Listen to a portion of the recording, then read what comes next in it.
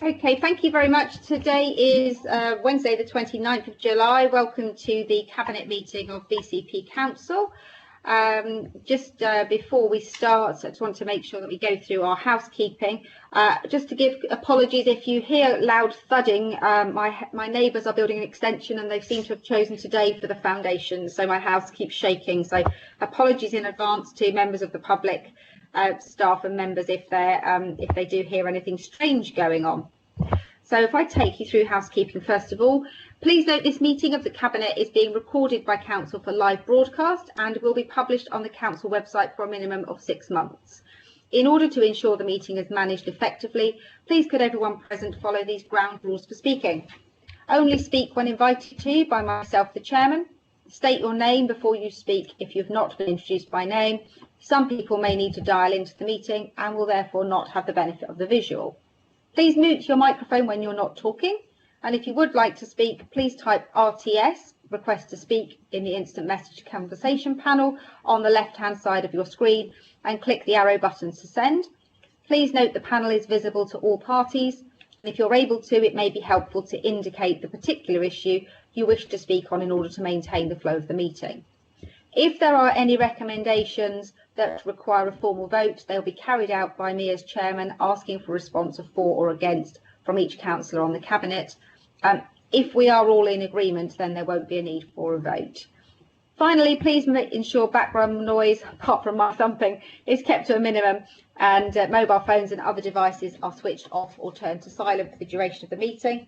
And can I also just remind people that under the current way we're operating, members that are not on Cabinet or have not made a request to speak in advance are within the meeting in order that they can observe inside rather than on the live broadcast. Just the other thing to mention for the purpose of the public, there is an exempt item later on in the agenda. At that point we will have to go into private session, and so the YouTube video will be paused and then we'll return when we've completed that item. Okay, so if I then go to agenda item 1, apologies. We do have apologies from Councillor Lewis Allison. Do we have any other apologies, please, Sarah? No further apologies, Chairman. Thank you. Agenda item 2, declarations of interest. I'm not aware of any declarations of interest being received to date. Does anyone have anything they wish to declare, either a disclosable pecuniary interest or a local interest? Councillor Moore. Yes, thank you, Leader. Yes, can I declare a local interest, item 16, as a member of the Teach Trust? There's a Canford Heath school. Thank you for that, Councillor Moore. Anybody else? If anybody does realise partway through that they do have an interest, if you could just make a note in the sidebar and I will announce it, just so that people have got that information in advance. Okay. Agenda item 3 is the confirmation of minutes. I'm happy to propose this. Do I have a seconder?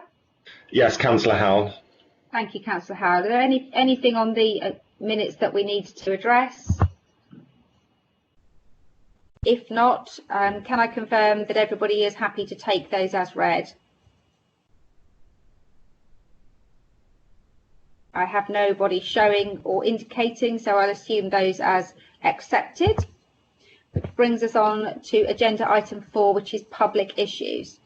In order to ensure that public issues can still be addressed while meetings are being held under the COVID-19 local authority meeting regulations, all public questions, statements and petitions will, wherever possible, be circulated to Cabinet prior to the meeting, and responses will be published on the Council website and referred to at this meeting. We have received one public question in relation to agenda item 6, which is the referral from Council motion. Councillor Rice has responded to that question, and a copy of the question and the answer has been posted on the website, and a copy to all Cabinet members and of course to the questioner. We have received no public statements that I'm aware of relating to items of business on the agenda. Sarah, could you just confirm that we haven't got anything else? No, that's correct, Chairman. We haven't got anything further. Thank you. So agenda item 5 then is recommendations from the Overview and Scrutiny Board, which relates to items that are not otherwise on the agenda. Can I call on Councillor Broadhead as Chair of ONS? I don't believe there are any. Can you just confirm for me? Yes, thank you, Chairman. No additional recommendations. There's obviously a number of recommendations related to various Cabinet items, but no separate ones. Thank you. Thank you. And we'll take those as those items go through. Which then brings us on to agenda item 6, which is the referral from Council. And for the benefit of the public and press that may be watching, we did have a motion at Council. There were some papers presented at Council and a separate, more detailed paper was circulated to us a few minutes before Council, and the Cabinet have had the opportunity to look at that in some detail over the last couple of weeks. That's shown on pages 27 to 58 of the agenda, which people are more than happy to have a look at. So the report is to be presented by Councillor Iyengar. It doesn't need proposing and seconding because it's a referral from Council. And we do have one member of the Conservative group who has suggested he may wish to speak on this item, which I'll come back to later. So can I please pass over to Councillor Iyengar to present the proposal, please? Thank you, Leader. Thank you, Cabinet. I have just only a few minutes, so I'll be brief, and thank you for the opportunity to speak. First of all, I'm standing in this morning for Councillor Drew Mellor. He's on a week's vacation and with a sort of a slightly sort of a Wi-Fi that's not quite working well. I'm very happy to stand in his place, but apologies from him. The second point, we're grateful this has come to Cabinet. It was a paper put to the last Council, and I think by a good margin there was a nod through that at least these ideas ought to be considered. So we're grateful that it's here. As a third point, these ideas are genuinely made in a collaborative spirit. The language, of course, in the slides may at times be a little bit sort of, assertive, foisty, you may say, but the very act of putting that in front of yourselves, putting that into public circulation, hopefully that speaks volumes about, there's no wish for this to be in any way secretive behind closed doors. We'd like to open these ideas out.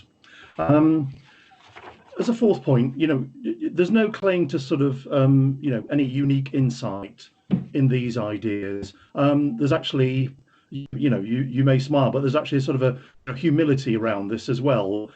Where do these ideas come from? Well, as a group of 36, we talk to one heck of a lot of people, the associations, industry bodies, other councils, MPs, local businesses, and I've saved the best to last, which is, of course, our residents. And particularly living where we live on a seafront, we have a disproportionate number of councillors who are along the seafront, and therefore we have listened to many residents about particularly what's good about what's been going on in the council, but where things also might be improved, and not just in the short-term future, but transformationally going forward as well. And you can see the infusion of those ideas in the pack as well.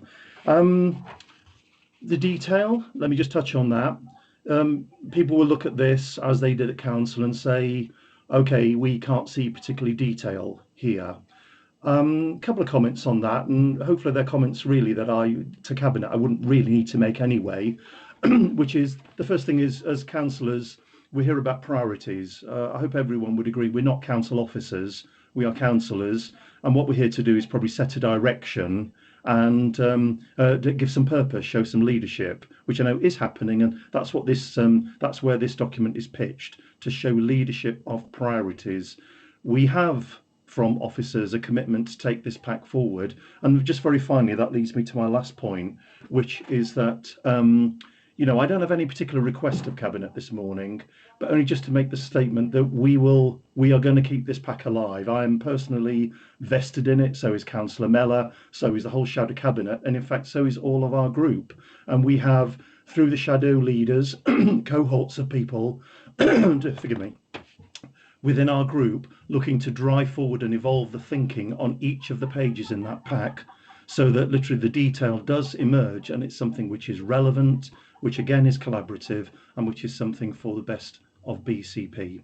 again, apologies, Councillor Mellor isn't here, but that's all we wanted to say, and we wanted to just say in a collaborative manner to Cabinet, we will absolutely keep this piece of work going, and we'll be sharing more of it with you in future.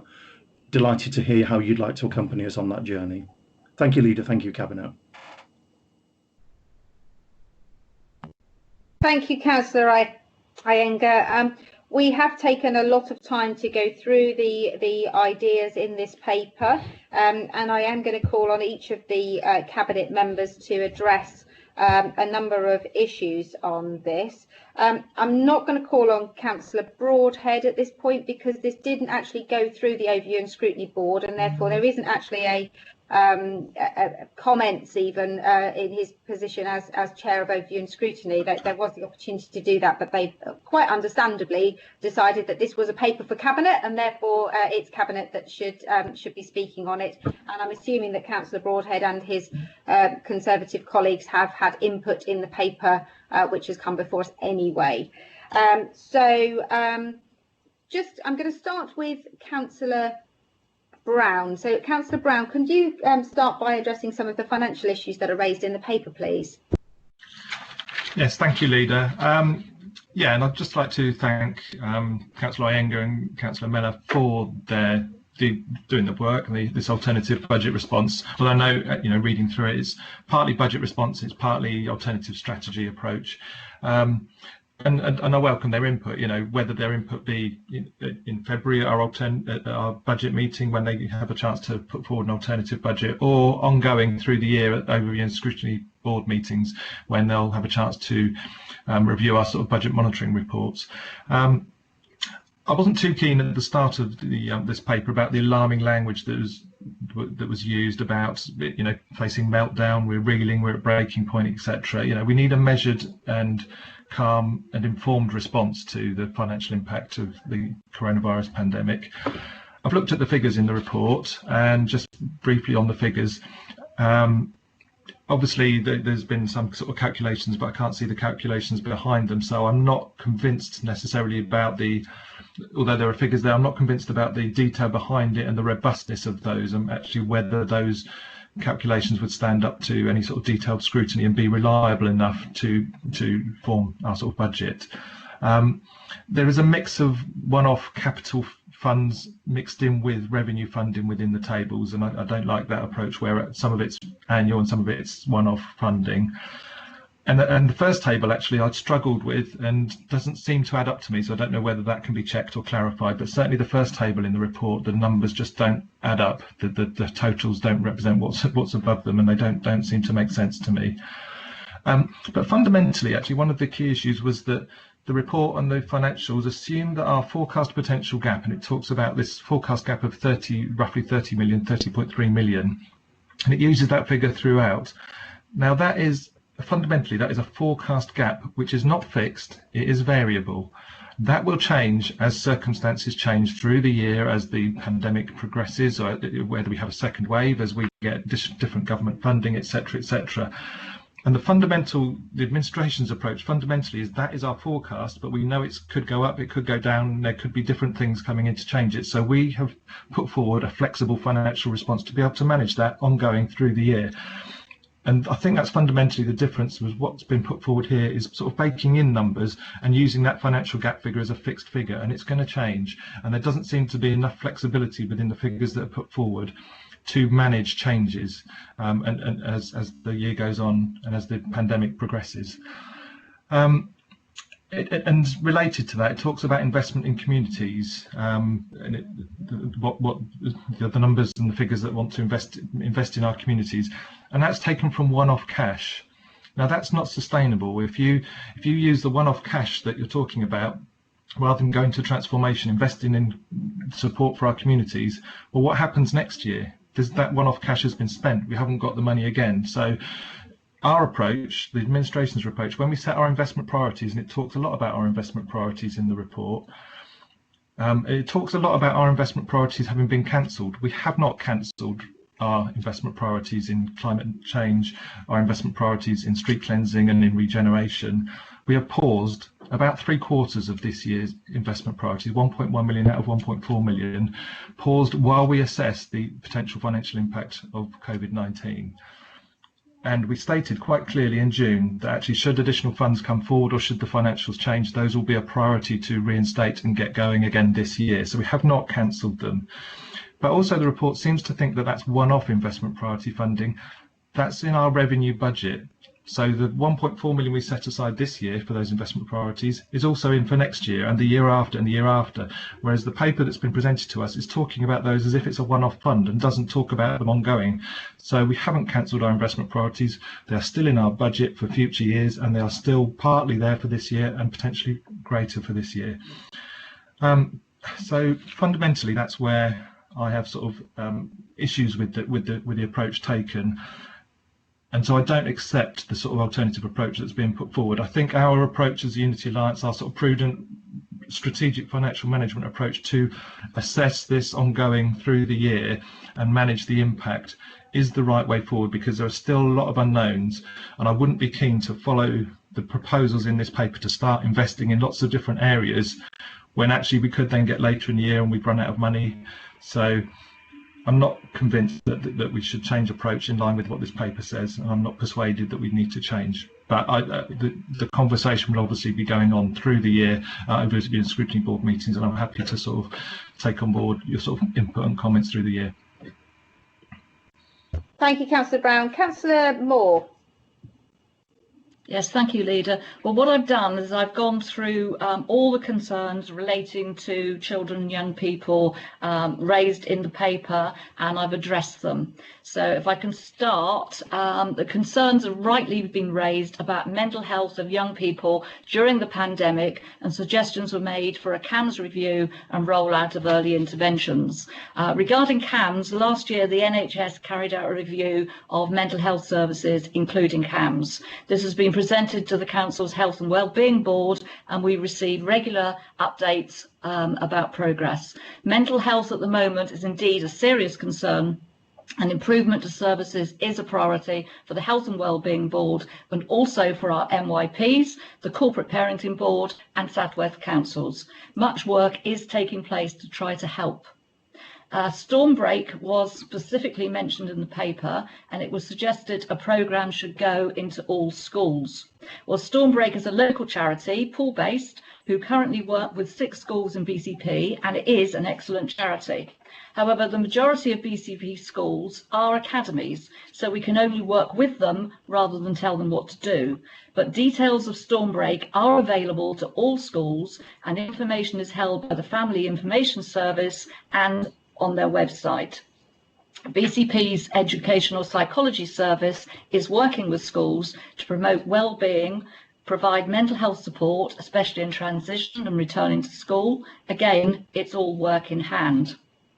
The report suggests making early intervention initiatives to help with county lines, CSE, drug awareness in schools. Well, this work is ongoing. We already have a BCP Community Safety Partnership and a Pan Dorset Safeguarding Children Partnership. We have developed a Child Exploitation Strategy 2020-22 and Child Exploitation Delivery Plan overseen by the Community Safety Partnership. We've created a complex safeguarding team comprising experienced social workers working directly with children and young people suffering through various types of exploitation and dealing with missing children. This work's ongoing, it's new and it's high priority, and we are looking to develop an adolescent hub in the near future.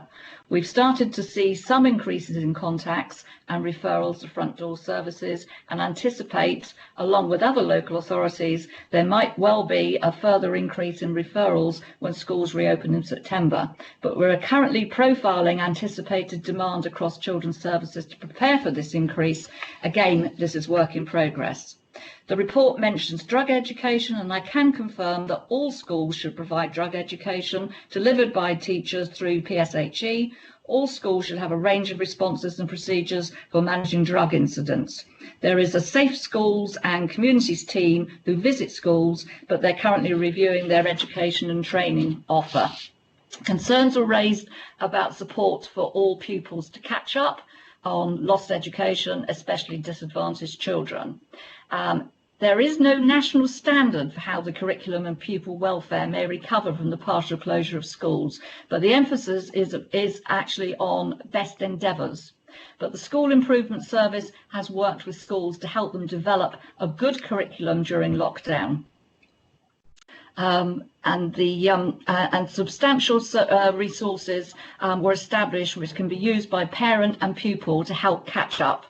Recovery is something that teachers are prepared for, and they are of course adept at assessing any learning gap. And we've also given out over 1,000 digital devices, mostly tablets, and ordered more to make sure all pupils have one from September. To help pupils in England catch up, government announced funding was to be available to head teachers to provide tutoring sessions and a national tutoring programme for disadvantaged pupils. Unfortunately, though, this was late arriving, but schools are doing a personalised recovery programme for disadvantaged and vulnerable children, and the funding received for all BCP schools equates to approximately £3.8 million in total. There are growing concerns. Some young people in the 16+ cohort who, as a result of COVID-19, have been unable to attend college and university. Others have been in employment but not benefited from furlough and been made unemployed. They have been identified and they are being supported. As well as supporting schools, we are working with other agencies like Skills and Learning and Job Centre Plus around unemployment and careers advice. We're encouraging apprentices by promoting the government's employer incentive scheme to create more apprenticeships, provide training for 16 to 18-year-olds who are out of school to help increase their employability, and creating an online job club. We are aware a spike in exclusions has been predicted nationally, and locally work has been carried out with schools to help prevent and reduce the potential impact. So we are prepared for this. I'm fully aware that the predecessor councils had an Ofsted rating of requires improvement, and there is very real need to improve services. We have set up a working group to oversee the progress and impact of the new Learning and Improvement Plan. This work is ongoing. It's overseen by the BCP Quality Performance Improvement Board, and we're also working with the DFE to help drive progress. Improvement is also discussed regularly at Children's Overview and Scrutiny, as it was last night, and there is a meeting of the Learning and Improvement Plan Working Group this afternoon, and a membership of this is cross-party. Lastly, I totally agree with the report that we have a thriving youth parliament and excellent MYPs and deputies. The hustings this year was very popular. I enjoyed it, but I hope more opposition councillors might attend in the future.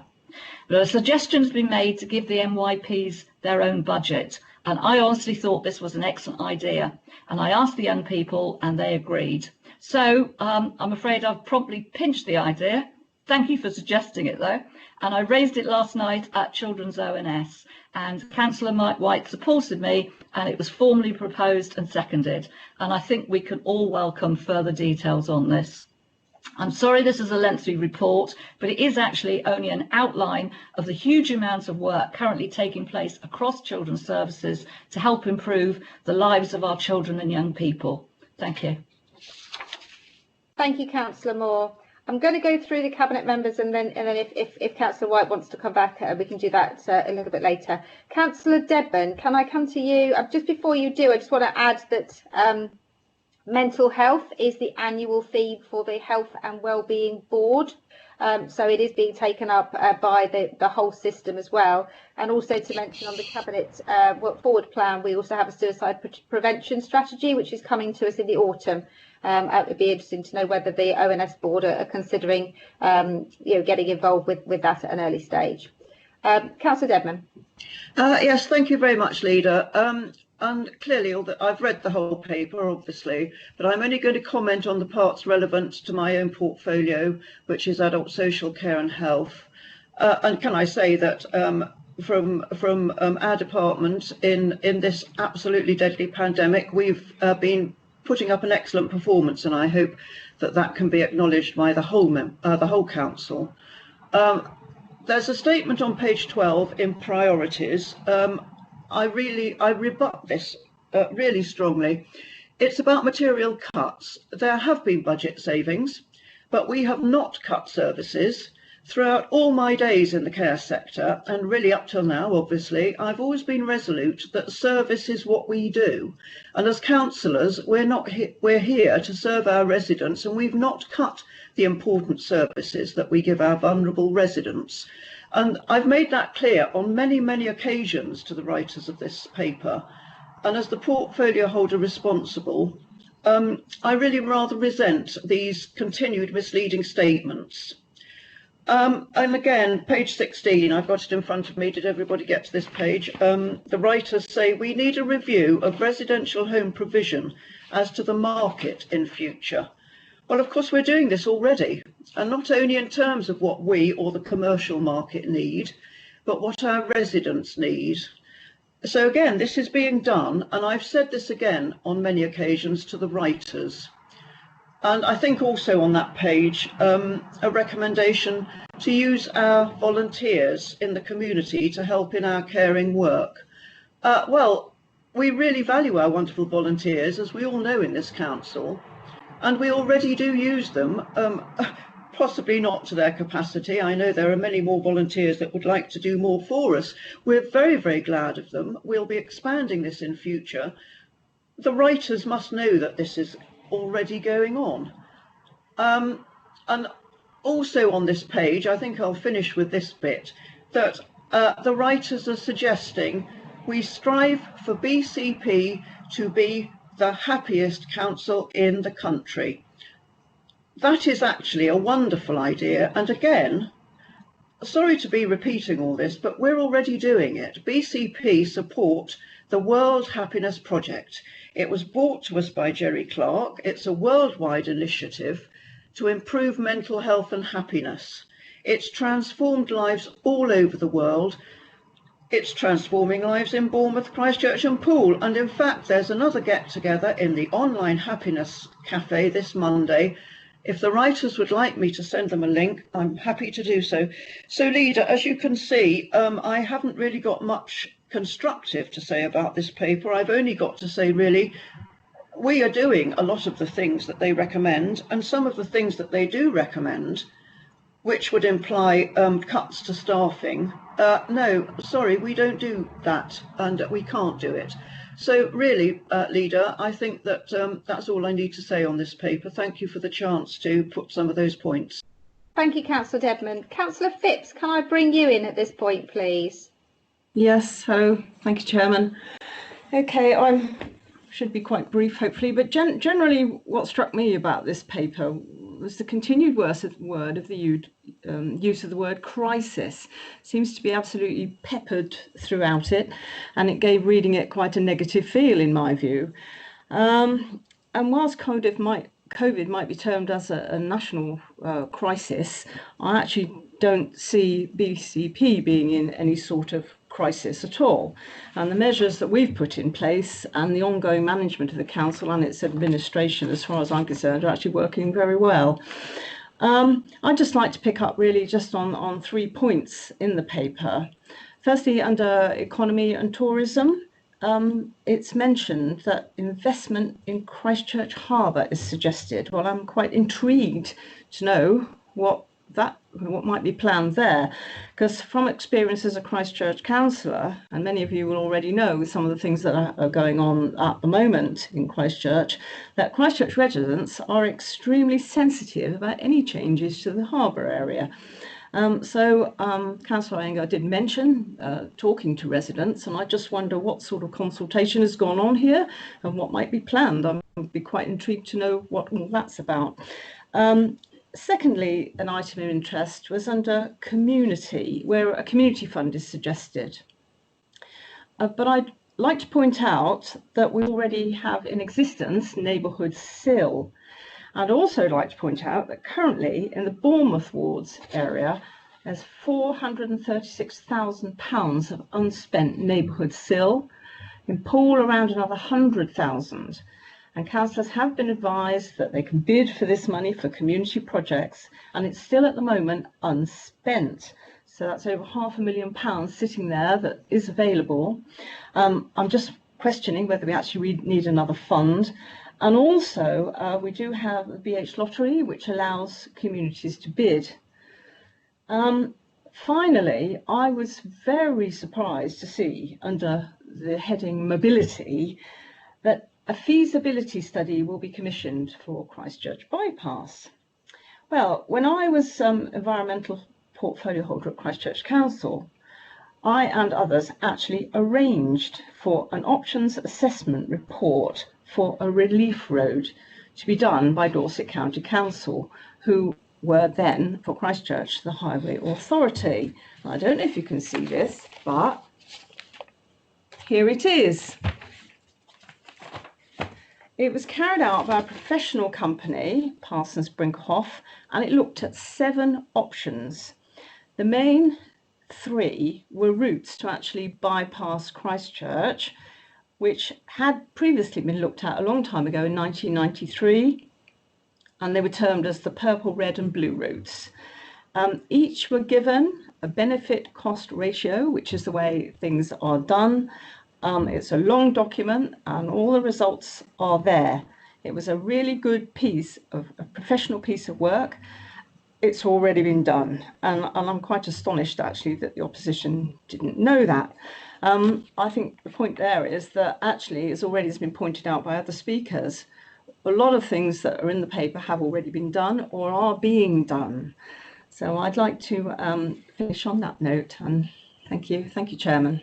Thank you, Councillor Dedman. Councillor Hadley, can I ask you to continue on the issues around transport and mobility, please? Thank you. Yes, I think one of the highlights within the paper was a health, social care and mental health emergency at a scale not seen before. That's very interesting because COVID-19 has highlighted the impacts of how we get around, the impact of our travel choices, both on ourselves and on everyone else around us. As Councillor Inger alluded, the language is somewhat incendiary. A paper called Reset for All isn't really very equal in who it's providing for. I welcome the opportunity for some genuine cross-party working. The emphasis on east-west flows ignores 100 years of prioritising the east-west flows and not actually putting enough priority into particularly serving the northern suburbs and how people get into the centres from the north. So we've got things like the M1, M2 frequent bus routes, the yellow 1A and 1B, and the train route going east-west, as well as our major roads. Margaret's already covered the Christchurch bypass in detail, but that talks about bus, walking and cycling measures was the option that paper in 2016 highlighted as being the most relevant. And of course we have the Transforming Cities Fund. We're investing quite heavily in that.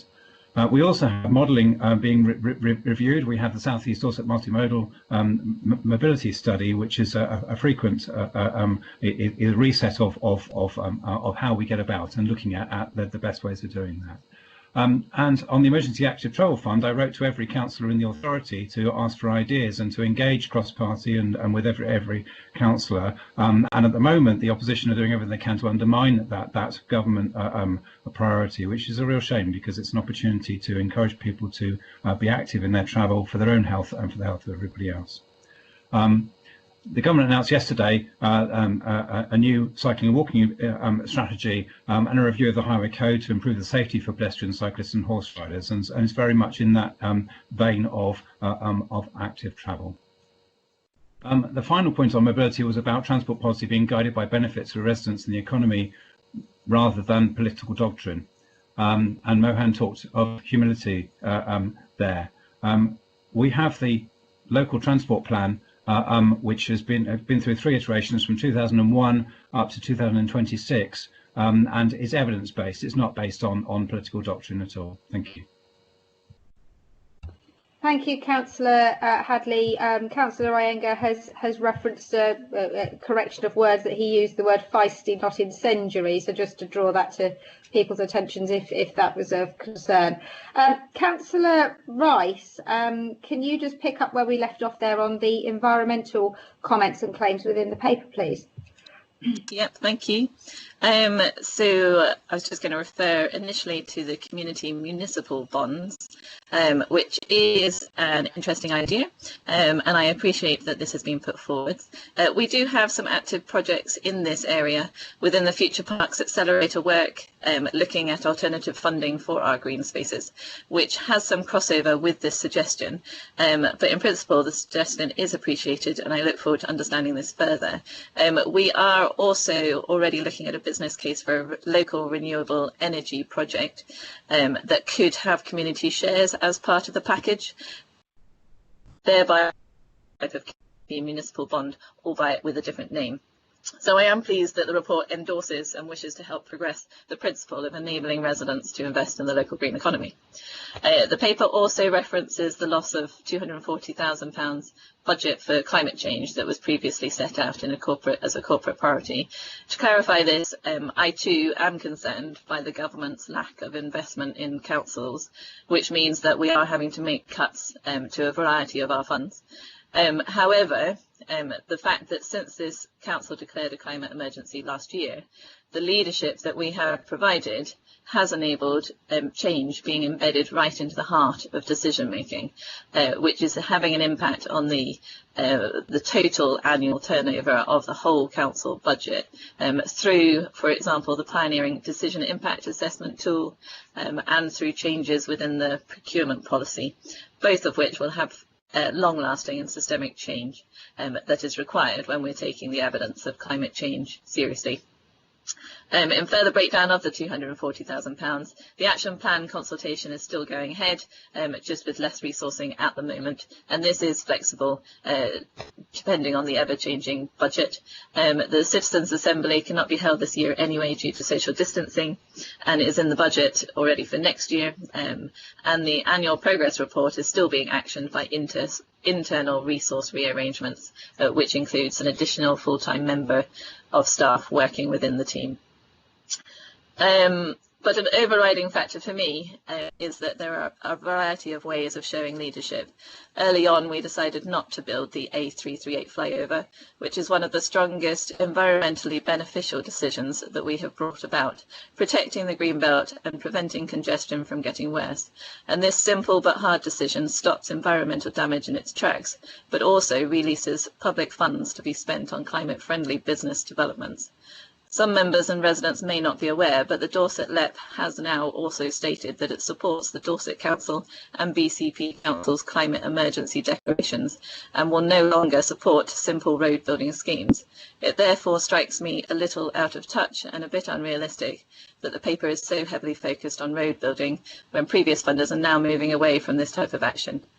I personally also find it a little hypocritical and would find it difficult to trust anyone that on the one hand encourages residents to invest in the green economy, who then on the other hand undoes any of those benefits by investing huge amounts of public money in road building schemes. So in summary, I am very happy with cross-party working and invite members to join in with the climate action member working groups. I am also happy to continue to invest in the green economy, but the inconsistencies I find disconcerting. Thank you. Thank you, Councillor Rice. Councillor Wilson. Thank you, Chair. I've looked through this document from a housing perspective, and it is from that perspective that I'm slightly disappointed with what I've seen. Firstly, housing hasn't been given the privilege of being prioritised, which for me, and I would say this even if I wasn't the Cabinet member for housing, housing should be the biggest priority, or at least in the top 10. However, the mention of the word home only occurs twice. The first is in the section on safety, where there's this false claim that homelessness is growing, when in fact we've seen through incredible multi-agency work, numbers of those on our streets and without accommodation reduced dramatically. Although, be in no doubt, there is still a lot of work needed to be done to sustain that, but we've been recognised by MHCLG as one of the top 10 local authorities for the work we've done throughout the pandemic. Some of our health outcomes in getting people registered with GPs and getting basic health checks has been a real success. So I think we're really positive about where we are. But even if you did feel that the problem of homelessness was growing, you would surely then want to prioritise getting homes for those people. And the only other mention of the word home is in a section on environment, and a suggestion that we should invest in private home insulation.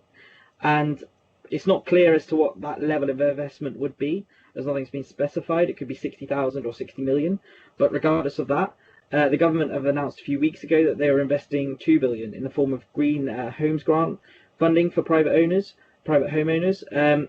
So that's already being addressed, really. You know, I just feel that this paper emphasises selling ice creams to tourists rather than providing affordable homes to local people. And whilst seafront and tourism is an essential part of our economy, I feel that housing, its quantity, its quality and affordability should be just as important, if not more, in my opinion. So that's my thoughts on it. Thank you, Councillor Wilson. I'm going to come on now to Deputy Leader Councillor Howell. Yes, thank you. Just starting the video there. I'm responding in relation to my portfolio, which is economy, regeneration and culture. The paper suggests that we have cancelled regeneration, it says in budget terms, and relates to the temporary suspension of £1 million that we were going to allocate towards regeneration priorities. But actually what we've been doing is pursuing regeneration vigorously across the whole conurbation. We have several bids in process in Poole. We have a bid in relation to Boscombe. We are actively pursuing the purchase of the power station site. So there is a lot going on, and what we are doing is managing our finances better within the constraints of the demands of COVID. In terms of the paper also goes on to say that we should explore different types of strategic operating models for delivering regeneration. Particularly, it says we should look to get more than 50% return in relation to the profit shares if we engage with joint ventures. We're fortunate to have an officer who has an awful lot of experience in this area. We have one model which was established by Bournemouth Borough Council, the Bournemouth Development Company, that is ongoing with projects, very significant projects in Bournemouth.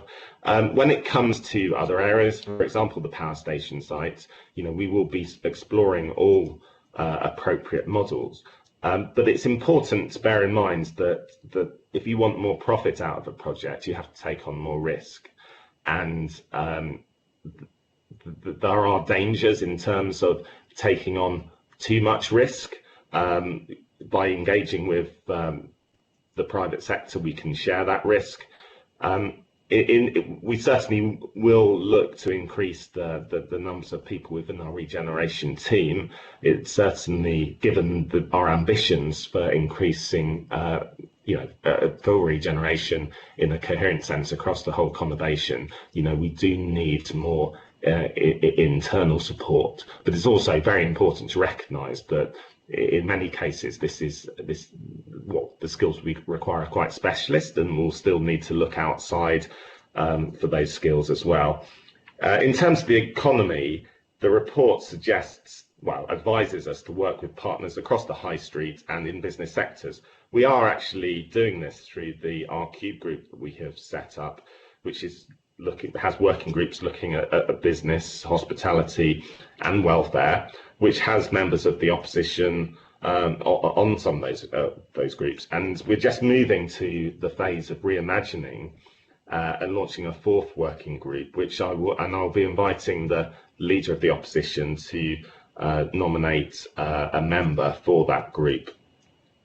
In terms of asset investment, I must point out that there's a suggestion in the report that we can invest in low-risk projects for the benefit of the council to develop to produce profit for us to spend on other projects. I think that's somewhat naive. If those investments were readily available, then people, private sector investments investors would be jumping in there. We have to recognise that we are constrained by the increasingly strict requirements of the board, which funds us in terms of loans from the government, the loans we need to make these kind of investments. And it's important to say that as a council administration, we are committed to only investing in projects that also have some benefit for our local community. The final thing I'd like to say is in relation to culture, which is not mentioned at all in this report. And I think that is a very significant omission. It's very important that we create Bournemouth, Christchurch and Poole, we actually invest in its culture, because a thriving culture will attract visitors, it will attract people to come and live here, it will give confidence to local people. It's very important in terms of promoting well-being, and well-being, is going to be a really significant issue going forward in terms of, the reaction to COVID, as Councillor Dedman said. And it's just to ignore it is to ignore some of the glue that will make us into a vibrant and successful place. Thank you. Thank you for that, Councillor Howell. I'm going to cover the remaining portfolio areas, and then I'm going to come back to Councillor White before I just briefly sum up about the sort of thinking around this. So first of all, I just want to just quickly cover the issues around communities. It's already been referenced about the voluntary sector, and it's clearly a real feeling in this paper that the voluntary sector is crucial, and I'm really glad to see that, because the development of the Together We Can programme has been transformational, and we have made a commitment to maintaining it beyond the COVID pandemic. You'll be aware the community engagement strategy was quite well advanced before we went into lockdown, would have completed, but we paused it to make sure that every single ward has the same opportunity to have the team in their wards listening to them.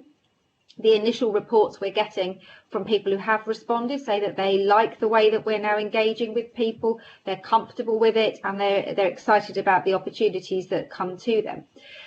If you look at the Cabinet Forward Plan, you'll see we also have a community and voluntary strategy on the plan for later this year, which will look at how the council can encourage more volunteering in the community. We, as you know, fund the the Community Action Network, through grants. We're already using volunteers across a lot of our sectors and our directorates, and we're looking at how we can develop that further and create space for our staff to volunteer as part of their working life. We've also got pieces of work ongoing around apprenticeships, work shadowing, and supporting people back into work through our partnerships with the skills work with the LEP, and also with the Citizens Advice Bureau. So I think there's a lot going on there, and it's great to see this paper show that commitment, that we all feel the same way about communities and volunteering. Just touching on the issues around enforcement, I noticed a paper, an article was put out last night about extending the enforcement model. You might be interested to know that, and you will know this as writers, because I've notified in my weekly emails, and we have put out a press release, that our enforcement around traffic management, which is something that hadn't been done by the previous councils, is now in place. So we will have more stringent options around enforcing illegal parking. We've also expanded our CSAS model, which now covers Poole as well as Bournemouth. We now have 8 officers. We've also already started work before lockdown with the police and the bids about pooling budgets and sharing staff. A trial is due to happen later this year, and if it's successful, can be extended elsewhere. The PSPOs that we already have are being reviewed. If you look at the Cabinet Forward Plan, they're in the paper for September, and we're also looking at a wider PSPO around ASB and street drinking. And as Councillor Wilson said, the homeless team have done such incredible work in changing the nature of how that works. In terms of tourism, we are using the beachfront strategies of the former Conservative-run councils of Poole and Bournemouth, which are year on year had reduced the budget for that work to rely more heavily on the income that could be generated to deliver the outcomes. Now, the team are doing an incredible job, but this year has been unprecedented in terms not only of our visitor numbers, but the way that we've had to deal with issues. But please, do note that we're based on a management plan that was being operated under the previous regime. The new seafront strategies, we've brought together the old ones and a new one is already being worked on. The idea of zoning, I'm really pleased you love that idea. That's an idea that's already going into the new seafront strategy. Our bylaws are completely out of date. They don't actually serve the purpose that people think they do. I'm surprised they haven't been brought up to date over the last few years. But now that we are one council, I'm assuming that the reason they weren't brought up to date in the last few years was because of the difficulties in having 2 or 3 separate councils. Now we're one, we can have a simple bylaw that deals with the beachfront strategy, and I'm hoping that the opposition members will work with us on the winter work that we'll be doing to alter the way that we manage our beaches. The beach app, you'll know, has already been developed. The work on that started in April, so I'm afraid you can't take the credit from this paper, although I'm really pleased that you like it. I hope you've downloaded it. 12,000 people have downloaded it within the first 3 days. And we were told on Monday that we have had a successful bid to MHCLG to develop it further, which is really exciting and will allow us to be able to get feedback from residents and enable our commercial partners to signpost people towards the facilities on the beach.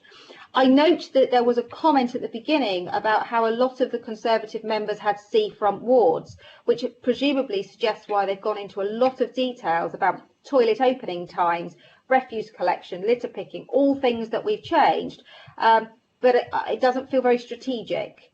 So, you know, I'd like to know what the thoughts are about wards that don't front the seafront, people that perhaps are more close to the countryside. So it's interesting that there's a difference between the detail and the strategy in different places. And you will already know, because it is something which the Conservative MP Conor Byrne had helped us to get funding for, that we are already developing an environmental education centre at Durleychine, which a planning permission has been applied for now. The redevelopment of the BIC is already in our programme, and the reference to the pier redevelopment, if you look in the forward plan, that's already there.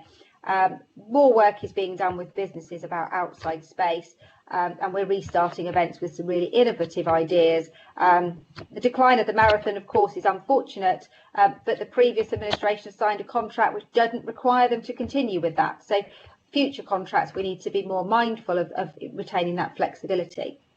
And then finally, to move on to transformation. Whilst I completely understand that the presenters will suggest that we lacked ambition and have now followed their lead, there has been work going on behind the scenes to develop the programme both before and during the pandemic. The accommodation strategy was agreed cross-party. The pandemic has demonstrated that some of the worries that staff had were unfounded. They've allowed us to go further, and I think we all welcome the potential from that transformation. I have indicated at the last Cabinet that we will be working cross-party on a group to actually govern and move forward the progress of the accommodation strategy and the operating model. So, you know, I welcome their involvement in that. Just to clarify on the funding, and I've already clarified this, we no longer have to borrow to cover the works of the transformation because we've identified other means. That doesn't mean that we will not borrow. If it is the right thing to borrow using Public Works Loan Board or other borrowing, if that's better value for money, with the advice of our Section 151 officer and our estates team, we will do that. But what we're now saying is we don't have to do that. Therefore, we are not tied into the revenue costs of doing so. A further paper will be coming in the autumn with a number of options for the sites that we currently own. And as I clarified at full council, there is no fire sale. That is a completely unfair assessment. We haven't yet said what we're going to do with those other sites, and we will be working with members around their ideas about how we repurpose the buildings, whether we transfer some of them to the housing revenue account for our own development, whether we work with partners, whether we actually prepare them for sale with or without planning permission. All of those things will be considered. They are not yet baked in. We are at the beginning of that journey, which obviously has been paused, as you might expect, through COVID. I'm going to just pause at that point and just come back to a summing up once we've heard from Councillor White. But I think that's probably covered most of the items in there and given all of the Cabinet members a chance to show that we have really listened to the concerns of the opposition group here, as we listen to them through overview and scrutiny and other methods. So, Councillor White, can I bring you in at this point, please? Yes, thank you, Leader, and also thank you, Councillor Mrs. Moore. I just want to make 3 brief comments on her remarks on children's services. Firstly, our proposal for early intervention is for a significant increase in resource, particularly in the drug awareness arena. And the reason for that is because there is a significant increase nationally in county lines activity. Secondly, I'm absolutely not convinced that we're doing sufficient to address the, dare I say it, not so recent poor Ofsted ratings, or to support our disadvantaged children during lockdown. And thirdly, of course, I very much welcome the fact that our proposal has been adopted for Youth Parliament. And I think if nothing else, this simply underlines the fact that at least some of our ideas do have considerable merit. And finally, and it's a comment overall, not just children's services, I think several of our proposals are quite visionary and do need, we acknowledge, further work with officers and members, such as, for example, accelerating transformation. And we will continue to press as a group for just that. Thank you. Thank you, Councillor White. I think some of those points are fair, but I think there is something to be said for the fact that we have shown strong and inclusive leadership over the last 14 months. We are still a new council where only a small proportion of the services have been harmonised because of the relatively short lead-in time, and we are working with the base budgets that have come forward and then been adapted from the former council, so with policies and strategies that were in place under Conservative councils. So there is a fundamental policy set that sits there which should be in line with the views of the opposition as well, and where we're working to adjust those to make them broader. The council's been opened up. There are members from all parties on our working groups. We've also brought forward members of the opposition onto our companies, and I've been encouraging the Overview and Scrutiny Committee to get involved in policy development using the Cabinet Forward Plan. The Cabinet Forward Plan now doesn't just show items that are on in the next 6 months, they show things that are far into the future. And we are going to be making sure by the end of August that everything that is due to be looked at within this term of council is sitting there so that people know when those harmonisations are going to take place. It's not possible to do everything overnight. It is also worth mentioning that the corporate strategy was agreed by all councillors and went through a full public consultation through whom we had thousands of people involved. There were some suggestions made for that corporate strategy by members of the opposition, not a huge number, but it did go through a full council with almost unanimous support, which suggests that if there were holes in that perhaps they should have been submitted at that point. Many of the suggestions that are made in the report are already in place, and I thank the presenters for highlighting what we've already done or what's already in train. You're right in that saying some of those things could go further, but we have to be realistic and work within a prudent budget, where there is the opportunity, once we're through the pandemic and we know what that outcome looks like, that of course through our Overview and Scrutiny boards, Children's, Health and the General Board, we can take those further and faster. The delivery plans are also worth looking at, because those items that aren't already in place, a lot of those things will be in the delivery plans. And I would just add that there was the opportunity for the Conservatives to put forward an innovative alternative budget in February, just 5 months ago. They didn't do that. There was the opportunity for them to create this vision then, and actually we were incredibly surprised that we didn't see a vision at that point. Where any ideas can be incorporated now, we will do that, where there are financial implications, but we need to consider them for the budget for 21-22, for which member briefings will start in the early autumn, and I hope that all members will engage.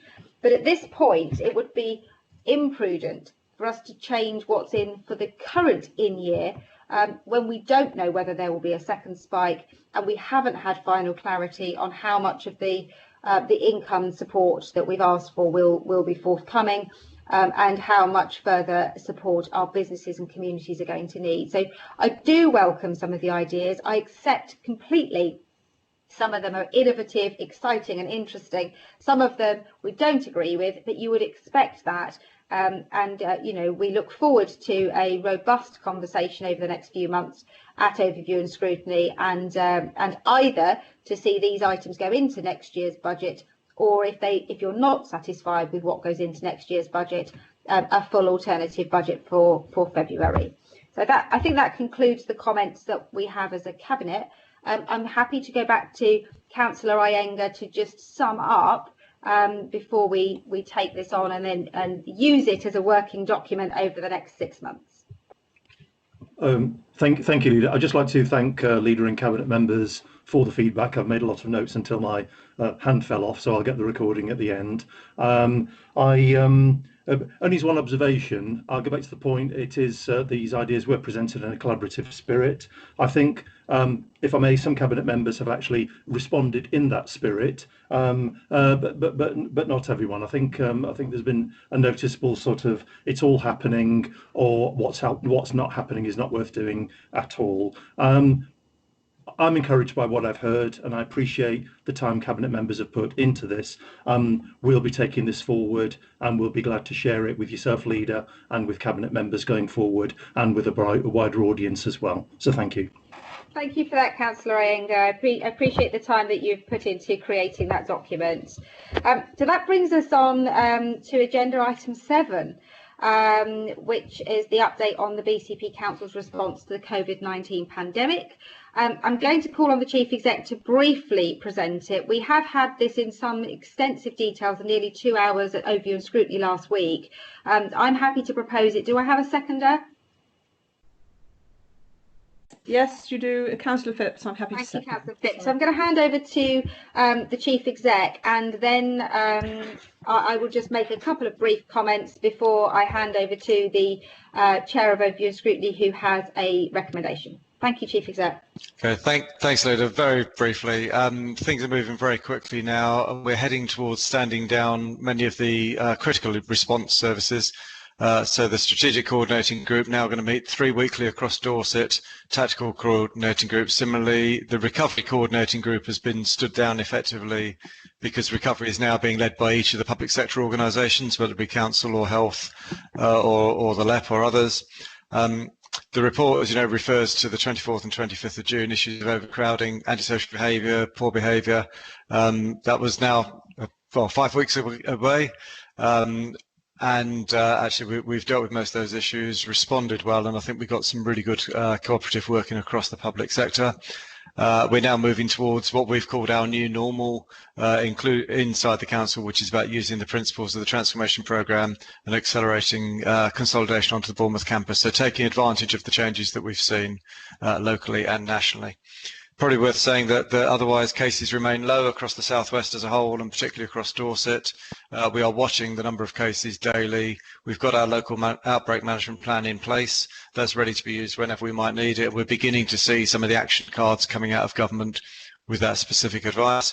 But it is worth reflecting on the major effect the pandemic's had on council services across the BCP area, as it has across the country. It's good to be able to recognise that at Cabinet. My suggestion is that I don't bring a report to the 2nd of September meeting, but bring effectively a final report on this phase to the 30th of September meeting. Otherwise, nothing much to add. Thanks, Leader. Thank you for that, Chief Exec. As I say, the paper is a full paper, and very, very happy to take any questions on that, but it is a full report. Just a couple of very brief points around the fact that the second phase of the local discretionary business fund is open and closes this weekend. So if there are any businesses who haven't yet applied, please do so now. We do carry on with our heavy lobbying of the members of Parliament and the government, both directly and through South West Council's Key Cities and Unitary Councils network. So we really are very keen to make sure that those areas that remain difficult, mainly culture and leisure and certain elements of the business sector who are finding themselves falling between the gaps, need to be resolved. We don't yet have the final announcement on what will happen about lost council tax and business rates, and there is obviously a big question around the future of our high streets in terms of how the government are able to support us going forward as we develop a new normal. It is also worth mentioning that whilst this is all going on, we are also preparing for Brexit, and we have had some quite radical changes announced in the last week around planning, which is going to enable lots of permitted development and change of use, which will take some of the ability away from the councils and local government to design and lead that work locally. So we do need to look carefully at how that's going to impact. But I think the report speaks for itself. I'm incredibly proud of the staff across all of our areas, and I'm very happy with the idea of taking a paper to the end of September.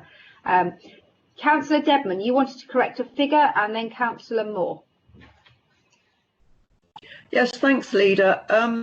It's a brilliant report, but on page 27, it actually says the council has distributed 155,000 items of PPE, and although we have distributed a huge amount, it is actually 55,000, not one, whatever. So typo, that was all it was. Thanks, Leader. Thank you. Dedman. Councillor Moore.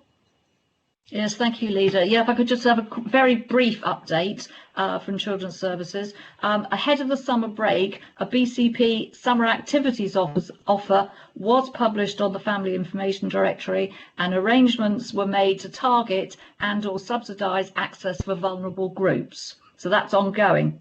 To support a September return to school, vulnerable children starting either in reception or Year 7, that's the points of transfer, have been allocated a family support or early help worker to support the transition process or return to school. And this will stay in place until October. Thank you. Thank you, Councillor Moore. Councillor Broadhead, can I bring you in at this point, please?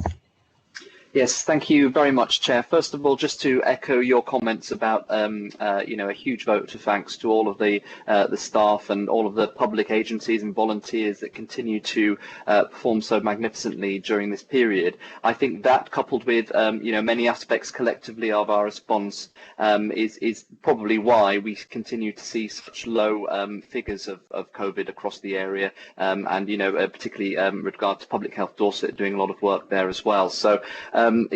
A cautiously positive picture. However, we still need to keep an eye on things, as you'd said.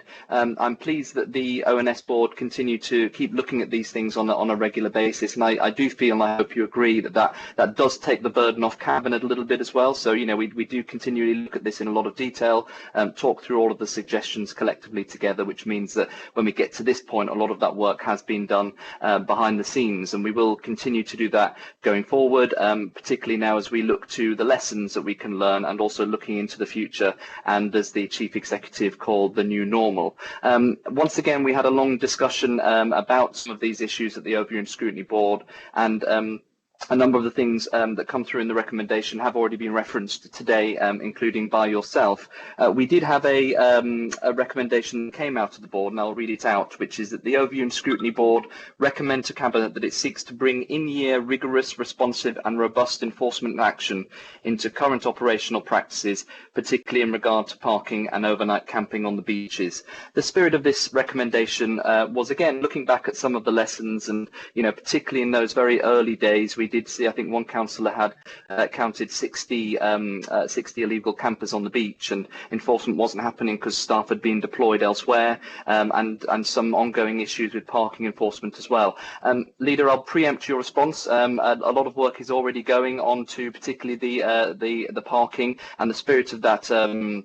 The spirit of that recommendation was essentially, let's push it even further, and again we'll continue the discussion about how we ramp up enforcement issues across the area, because obviously we need to be focusing both on the economic response to the COVID-19 pandemic, but also the very real impact it has on our residents, and making sure we're balancing that as well. The other scrutiny boards are now up and running in their full capacity, so I'm sure that they'll continue to look at their respective areas of the COVID response from from the council. But you know, I'm very keen to continue the work the Open Scrutiny Board is doing about how we look at things in the future. And indeed, we had a very good presentation on the kind of economy and tourism side, which results in a working group that we can do a little bit more work on there and feed back into the system. But that's the recommendation that's come forward too, and I'm sure you'd want to respond. Thank you very much.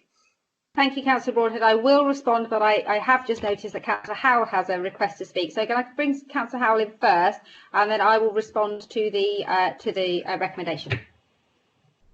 Thank you. I was just going to make a couple of points. Firstly, as I said in the previous item, that we are establishing a fourth working group, a reimagining group within the R³ recovery setup. So, and I think that's a recognition that people have different talents within the business community who are assisting us with the recovery process, and you know, we're really looking forward to looking at key issues in a creative and big picture way to help us move forward at the same time as the other groups will be continuing to focus on response and recovery. Also, it's worth mentioning that Arts by the Sea Festival is going ahead. You know, we are really working as hard as possible to get events back on stream. Obviously, they've been cancelled for August, but looking forward, you know, hopefully we'll get more events happening, and the cultural team have done a great job in reorientating Arts by the Sea so that it is going to be a mixture of online and smaller physical events. Thank you. Thank you, Councillor Howell, and look out for the live launch of the virtual Air Festival on Friday, which I will be taking part in, and there are some other smaller events that will be taking place in August as we try to support our business community coming back, which is really important. So just in response to the recommendation, I said this at the time, I absolutely agree with the issues that, you know, our bylaws regarding overnight camping are not adequate. I was incredibly shocked when I read one of them that relates to a fine of £5, which feels like it perhaps hasn't been looked at for quite some time, and another one a reference to the sale and display of items from tents, perhaps harking back to the time where people would use a tent for, you know, tarot card reading or something rather than actually sleeping in. Really concerning that those bylaws have obviously not been properly dealt with for a number of years. We are reviewing those over the winter. They will be changed. It's not feasible to create new bylaws during the season. The team are too busy trying to deal with the issues. We are moving staff across to prioritise it over other seafront enforcement activity, but it is worth mentioning that we often need to work with the police in order to move people physically on, and that obviously requires that they have capacity, and they obviously have an incredibly difficult job to do themselves. I'm delighted to confirm, if you look on the website, you will see our new policy regarding clamping and tow away, which should come into force over this weekend. We have as many staff available to work as we possibly can. Early morning priorities around people who have attempted to camp overnight, late night where there is late night activity, and making sure that the key areas that need to be dealt with are dealt with. So I do welcome the recommendation, but I don't at this point see a need to actually do anything specifically around policy. This is very much around changing the operational work, and the work around policy and beach management needs it to be taken over the winter so that we're ready to look at a much better policy for the future. So I'm not proposing to amend anything. This is a report to note. Is there anybody else wants to add any comments or to make any alternative suggestions before we move forward?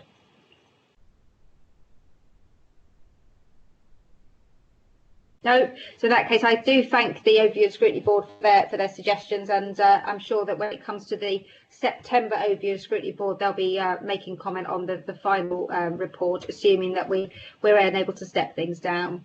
So that takes us forward to agenda item 8, which is the financial outturn report for 2019-20, which I believe is going to be presented by Councillor Brown. Do I have a seconder? Yes, Councillor Howell. Thank you, Councillor Howell. There were no formal recommendations from the board on this, but I will give you the opportunity to speak if you wish with any comments after the report's been presented, Councillor Broadhead. So, Councillor Brown, please. Thank you, Leader. This report gives details of the final financial outturns for the 2019-20 financial year, and it was discussed and there were questions raised at the Overview and Scrutiny Board. So members of the Cabinet will be aware of the quarterly budget monitoring reports which we look at through the year and as the financial year progresses. So as at the end of December 2019, the third quarter budget monitoring report forecast that there would be a need to use the £2.5 million in-year contingency and to draw down £2.7 million of the financial resilience reserve which had been established to support the budget in this first year of BCP Council. Use of that reserve was approved by full council in February. After a lot of hard work by budget holders, by officers and portfolio holders, I'm really pleased to present a vastly improved position for the financial outturn for 1920. Summarised in figure 1 of the report, the actual outturn for the general fund revenue account is a surplus of £0.2 million when that contingency is used. So in the first budget year of BCP Council, involving an incredibly complex reorganisation to form the new unitary authority, the work of BCP Council has been delivered within the financial parameters that were set down by the Shadow Authority without the need to draw down on the financial resilience reserve which had been set aside. The report and appendices detail the breakdown by directorate as well as the outturn for earmarked reserves, dedicated schools grant, the capital programme and housing revenue account. There have been a number of movements since the end of Q3, some of which relate to the early financial impact of the COVID-19 public health emergency, much of which we've actually managed also to absorb within the 2019-20 financial year budgets. So in spite of that happening at the end of the year, this report gives a really positive outcome which will support the management of the financial pressures in the 2020-21 financial year and beyond. So I have to thank all the officers who worked so diligently, particularly in that final quarter of the year, to deliver this result. I'd like to talk at length because there's so much good news in here, but I just want Cabinet colleagues to appreciate this positive financial news. It backs up our responsible approach to financial management and is a critical support of dealing with the financial impact of COVID-19 going forward. The recommendations in the report are for Cabinet to approve the capital requirements of under £1 million, which are listed in paragraph 84, and to recommend to Council to approve the capital requirements of over £1 million that are detailed in paragraph 85. Thank you for that, Councillor Brown. Councillor Broadhead, did you have any comments to bring as Chair of Overview and Scrutiny? Thank you, Chair. No comments or recommendations on this item. Thank you, Councillor Broadhead. Do I have any members of Cabinet wishing to speak on the detail of this? It's a robust and lengthy report. I think the team have done a great job, and I would encourage the public and press who are listening to have a really good read of it, but get your coffee ready because it's a hefty piece of work. Councillor Hadley. Yeah, I'd just like to congratulate Councillor Brown on being very stable through this. It's been a real roller coaster in terms of the grants that are available to us, the financial strains on us through the whole COVID emergency, and he's been very measured in working that through along with the officers. So I think he should also get congratulated. Thank you. Thank you, Councillor Hadley. Do I have anyone else wishing to speak? If not, then I will propose that we accept the recommendations as per the paper. Do I have any dissent from that position? No, in which case we'll take that as accepted and take those on to the ones that need to go on to council will go on to council for September. Agenda item 9 is the adoption of the statement of community involvement. This is going to be presented by Councillor Phipps, and I'm happy to second it. And again, no recommendations from the board, but if Councillor Broadhead wishes to speak, I'll come to him after that's been presented. So, Councillor Phipps, please. Thank you very much, Chairman. Well, this statement of community involvement is all about how the council engages with residents on both planning applications and whilst preparing the local plan. It replaces the 3 legacy councils' individual SCIs into one document, obviously for consistency. It is a statutory requirement. However, it isn't a statutory requirement to consult, but we did do that because we are open and transparent, and we did that last year, October, November, and all the comments from the consultation are attached to the SCI for anyone to see.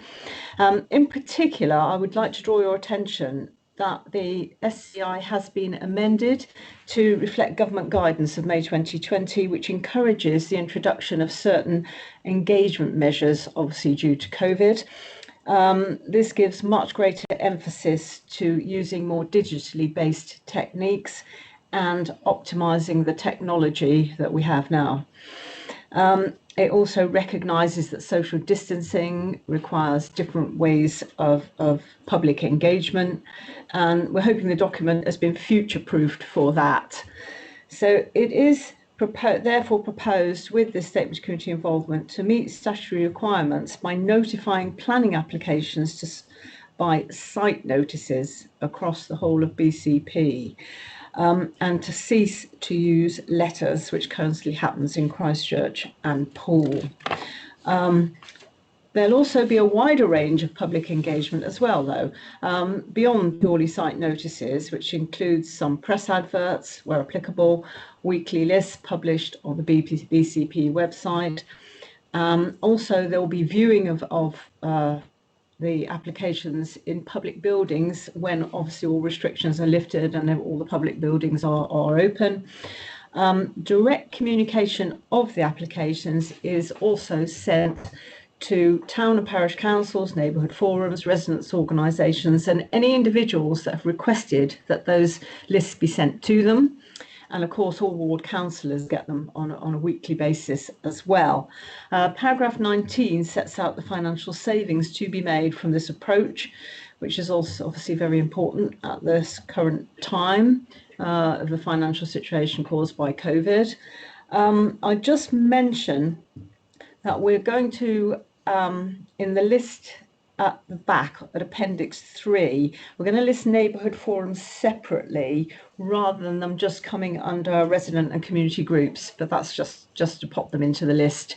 I think that's quite important because there are a lot of neighbourhood forums now and a lot coming forward, and obviously they're statutory consultees. The recommend adopted, but it is also recommended that a review of the document is undertaken after 1 year of adoption so that we can actually monitor its effectiveness and see how it's going. Thank you, Chairman. Thank you for that, Councillor Phipps. I don't have a request to speak from Councillor Broadhead. I just want to add that we have spoken about, and I think we're moving as fast as we possibly can, around digital engagement as well. So I think there is an intention, as we are able to bring our back office together across the 3 council areas, that people will hopefully be able to register for any planning applications in their area to be done digitally as well. Is that is the hope, isn't it, Councillor Phipps? It is. I mean, I think that's a corporate aspiration, is that the word, that we would like to be able to do that. You rest, and that is my understanding. Thank you, Councillor Phipps. Do I have anyone else wishing to speak on this? I've got no request to speak. So if everyone is content with that, to progress the recommendations as tabled in the paper, and say this one does go on to full council, which will be taken, I believe, on the 15th of September, which is the next full council. So if there's no dissent from that, we'll just give everyone an opportunity to dissent. If not, thank you, Councillor Phipps and the planning team for getting that underway. It's also worth mentioning while we're talking planning that our interactive map has gone live now, hasn't it, where people can see what sites residents, developers and individuals have put forward for future development. So there is a lot of active work going on around planning and housing for the future. The next item on the agenda, item 10, which is the Local Government Association Special Interest Groups. I will be presenting this report. Do I have a seconder? Yes, Councillor Howell. Thanks, Councillor Howell. So this is really just an update on the organisations, the 6 special interest groups that run through the local government associations, those of them that are relevant to our council, those of them that we're actively involved with. It's worth mentioning that we're not only active members of key cities, but hold a deputy chair position and the portfolio for smart places. We're also active members of Unitary Councils Network, the Coastal Special Interest Group, and there are a couple of others which we are looking at whether there is any benefit to us being involved with. It is worth noting there is a significant overlap between key cities and unitary councils, and we're looking at assessing the value of each and their outcomes. In particular, it's worth us all being aware and the public being aware that despite us having gone through a very painful and still live local government reorganisation in the last couple of years, which is the most complex and significant in the last 45 years across England, there is now a white paper coming from government in September which looks at further devolution, and we do need to be thinking about how these special interest groups support our ambition to be a strong sovereign council, and whether any further devolution around things like combined authorities and elected mayors will be relevant for us, and making sure that we don't get swallowed up in another round just as we're dealing with the transformation of our previous local government reorganisation. My personal view is that in the middle of a pandemic and the exit from the EU, to actually add local government reorganisation at the same time is completely crazy. But we'll have to wait and see what the white paper says. So there are a couple of other special interest groups, including Sagoma, which we are looking at, and we're also looking at whether there are other groups such as UK 100 that might be better aligned in supporting our environmental objectives, and of course other groups that we work with that are not technically SIGs. So at this point it's very much to note what we're involved with, to take the recommendation that the policy and performance team will continue to explore what works for us best, and also to support us in making sure that we are ready for the meetings and to make the best of the opportunities these groups bring for us. So I'm happy to propose the report. Do I have any comments or from this? Didn't go to overview and scrutiny board, but I don't know whether they looked at it. I know originally there was some talk, I think, about taking this or sub-regional partnerships that was then postponed. Yes, thank you, Chair. No, we're, as always, it's always a balance of time, isn't it? Because our meetings are not short to start with anyway. So no, we decided not to look at this. I mean, this is ultimately a decision for the administration to make, and these special interest groups do add a lot of value. So no comments directly from the board. One comment I would make, as my personal view as a councillor, is that there are, however, a lot of councillors, particularly in the Conservative group, that do sit on various boards and panels within the LGA which are separate from the special interest groups. I've been a board member of the LGA for some time, I will be continuing in the next year as well. I and others have made offers in the past to work more collaboratively to make sure that we are using those very influential roles that we have in the best interest for the whole organisation. Hasn't been completely taken up in the past, so I would just urge that we all work together where all of us, a number of us do have roles, because I'm not sure any of the Unity Alliance actually have any positions on the boards of the LGA, but a number of the Conservatives do. Thank you. Thank you for that, Councillor Broadhead. May I respectfully ask that you send me a list, because I have never had anything through from either your previous leader or your current group leader that actually tells me who is doing what. I know I can go and look it up with the LGA, but it would be really useful to understand where you do have board positions, so that we can make the most of that opportunity. I say it's not something that I know there were people doing things, but I wasn't aware of the details, so I definitely encourage you to send that to me if you wouldn't mind. Okay, any members of Cabinet wish to speak on this item? If not, then we will just accept the recommendations on this, that we continue as we are, and thank Bridget and her team for the work they're doing to help support these. That takes us to the second area, which is fairly similar. Again, a paper from me, Agenda Item 11, Sub-Regional Partnerships. Have I got a seconder for this one? Yes, Councillor Howell again. Thanks, Councillor Howell. So in terms of this one, this is slightly different in that what it's looking at is where we sit geographically and politically in terms of where our influence sits. So because of our geography, we do sit, we have some synergy with the Southwest due to us sitting within the LGA Southwest region, and our key industries of tourism, hospitality and the green agenda.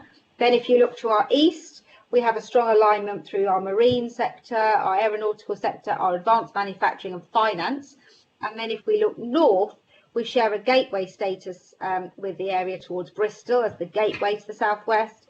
And we also sit within this region for our sub-regional transport board, and therefore we have an automatic infrastructure link with that area. What this paper is doing is suggest that we formally express an interest to join the Western Gateway Powerhouse group that's coming forward. That takes into account the current Western Gateway sub-regional transport area, but also includes South Wales, and by extending it through Dorset to BCP, that would give it a complete arc. So that's something we want to express an interest in, whilst maintaining and developing our relationships with Great Southwest, which is mainly down, as you would imagine, on the peninsula, but also a new and growing interest in the South Central, where we're already developing an associate relationship with the Solent LEP and the benefits we share with them, and a really strong relationship with the coastal cities of Southampton and Portsmouth, and the areas in between with regard to New Forest and places like Fareham and Gosport. So this paper just sort of takes that next step with regard to formalising our interest in the Western Gateway, and delegates the officers to actually progress that a little bit further. I've got no request to speak from the Overview and Scrutiny Board. I'm wondering whether Councillor Hadley wanted to say anything regarding our sub-regional work with Western Gateway on infrastructure. And then if anybody else wanted to speak. Thank you, Chair. Yes, I guess that's really important in terms of thinking about mobility around the conurbation, as was alluded to earlier in the Reset for All paper, because things like mass transit and urban transit through the area, but also how we link with other areas. But I think you've covered it really well. Thank you. Thank you, Councillor Hadley. I'm glad I'm on it. Mark, Councillor Howell, would you like to speak on this one? Yes, thank you. Just a quick point, and there is a danger when we are involved in so many partnerships that we get pulled from one to the other, that we are on the edges, and it's a nature of our geography that these multiple partnerships are necessary and desirable.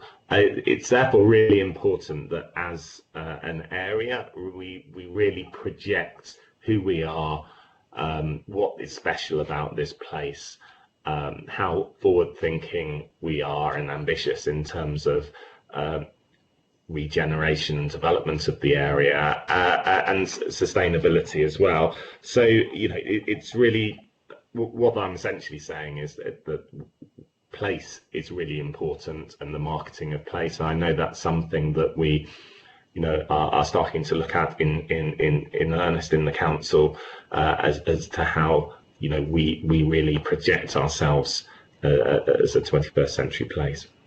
Thank you. Thank you, Councillor Howell. That's a very, very good point. It is difficult because we don't sit naturally in one place, but I think it does give us also an opportunity. And as the second largest, we're a city region, but obviously Bristol's a city, the second largest council area within the southwest, we do have a role to play, and I think we are beginning to be seen and heard on the national stage, and it's really important that we use those special interest groups, the other groups, and of course the seats on the board that Councillor Broadhead refers to. It's also worth referencing that as a new council and as people who had always been in the opposition groups, and also with a lot of new councillors, the timing of the LGA board representatives was not best for us. But I'm confident that when it comes to the next set of elections, that we will be putting forward a robust set of candidates to sit on more LGA boards, and we are able to use our influence through other means as well. Certainly, I use our LGA colleagues who sit on boards on similar councils and the other groups we have. So, Councillor Dedman.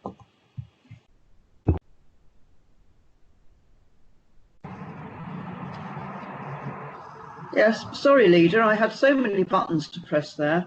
I just wanted to draw everybody's attention in this really good report to 65 onwards, because with the NHS England, we are actually already in the southwest area, and I think that gives us quite a good leading.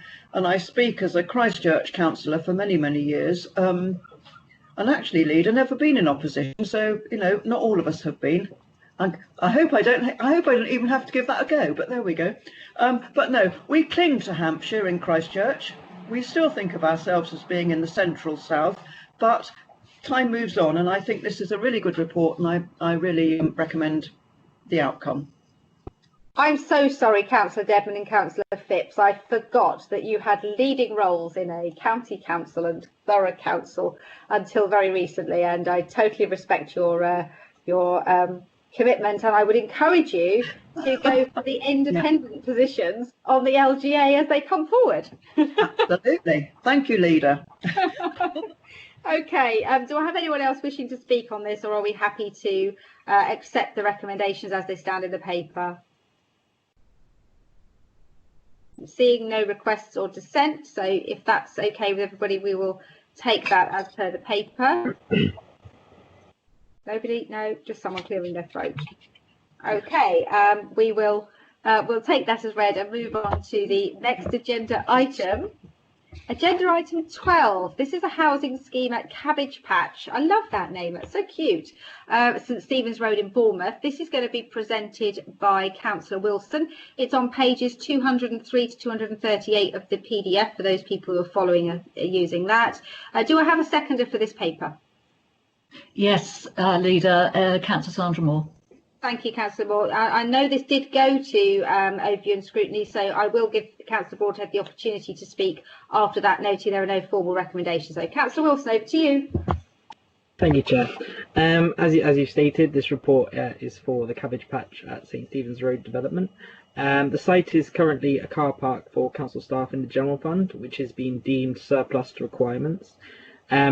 That will provide 11 apartments to be let at social rent, comprising of 7 one-bedroom and 4 two-bedroom. It's going to be built to pacifist standards, which is in line with our declaration of declaring a climate emergency, but it will also significantly reduce fuel bills for tenants. The scheme is going to utilise £604,000 worth of right-to-buy receipts, which, if not spent within 3 years, will go back to government. But most of all, it's going to provide 11 new homes. Obviously, I think that this goes hand in hand with our corporate values and strategy. There was one suggestion from a councillor at ONS that the scheme wasn't value for money and that the land should be sold off privately. However, the site provides surpluses over the 50 years of the prudential loan and £75,000 per annum thereafter. So I think it does provide that value for money. And all the other board members who spoke were supportive. So I'm really happy to bring this forward with the recommendations as set out. Thank you. Thank you for that. Councillor Broadhead, did you want to speak on this one? Yes, thank you very much, Chair, and thank you to Councillor Wilson for the introduction. Councillor Wilson's quite right. There was some extensive discussion on this within the board. No formal recommendations. I think the just for reference, you know, so it's useful for Cabinet to have in the mix. I think the basis of that discussion was about, as Councillor Wilson says, best value for money. This is a proposal that gives us 11 new socially rented homes, and there was a suggestion that because, and it does detail this quite clearly in the report, the actual cost of these homes per unit does end up being quite far in excess of their actual market value. Whether, you know, if our aim is to maximise the number of homes to take the burden off that waiting list, if there was a better use elsewhere, so to sell this site, get a higher value, and then actually achieve even more socially rented homes in a different way. Worth throwing into the mix was no formal recommendation out of the Cabinet paper, but I do hope that just because there's no formal recommendations, it doesn't mean that we can't add value. Thank you, Chair. Thank you, Councillor Broadhead. I think there is an issue there around the use of right to buy receipts. Obviously, if we sell this to a private developer, then it may well not deliver any social housing because we don't have another piece of land to build on, and we might miss the opportunity to spend those right to buy receipts. Is that right, Councillor Wilson? Yeah, that's certainly an element of it. I think another thing that was questioned was the expense of using passivist housing, but there was some talk around that you could save some value there. But in terms of that, I think actually it's investing to save in the future. You know, we're looking at retrofitting stock currently, and I think the government, as I mentioned previously when we were talking about the Reset for All paper, the government are producing a £2 billion worth of grant funding to improve the sustainability of homes. So this extra cost is just saving us money in the future, I think, instead of, you know, building something at a lower standard and then having to retrofit it. You know, we're going to save money that way. I think the councillor the Councillor Ernest did make a good point around recording and being able to measure how much carbon we're saving. I think that is something that we're going to look to do on future developments, but that's not a reason not to do it now, kind of thing. And I think that, yeah, I'm fully supportive of it. Councillor Moore. Yes, thank you, Leader. Well, I think this is a perfect location for anyone working in the town centre, and charging a reasonable social rent and low fuel bills, because the apartments are going to be built to passive house standards, will actually make the tenancy sustainable. The properties are going to be looked after because the rent's affordable, so they're going to be able to use the heating. This is a win-win situation, and I'm very happy to second this proposal. Thank you, Councillor Moore. Do I have anyone else wishing to speak on this paper? No, and I think recognising the comments from Councillor Broadhead is being really, really clear in our future developments where we are spending more on a development, that I think it's really good to have a real robust challenge around that and make sure that the reports really reflect why we would want to do that, so that the decision can be made with all of the information ahead. So I think that's definitely added some value in making that contribution. So unless I have any dissent, are we happy to take this paper forward with recommendations as proposed? Okay, no dissent, so I'm happy that that one has passed through successfully. Councillor Wilson, you have another social housing project up your sleeve. Agenda item 13 is the Youth Justice Plan for 2021. This is a statutory paper which will be presented by Councillor Moore. Do I have a seconder for this one? Yes, Leader, Councillor Lesley Dedman.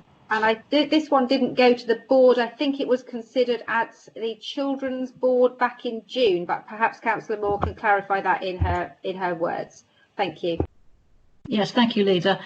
Yeah, the Youth Justice Plan, as you say, is a statutory report and the service is Pan Dorset. The plan provides information on the performance of the Dorset Combined Youth Offending Service for the period of 12 months up until September 2019, as well as the priorities for this year.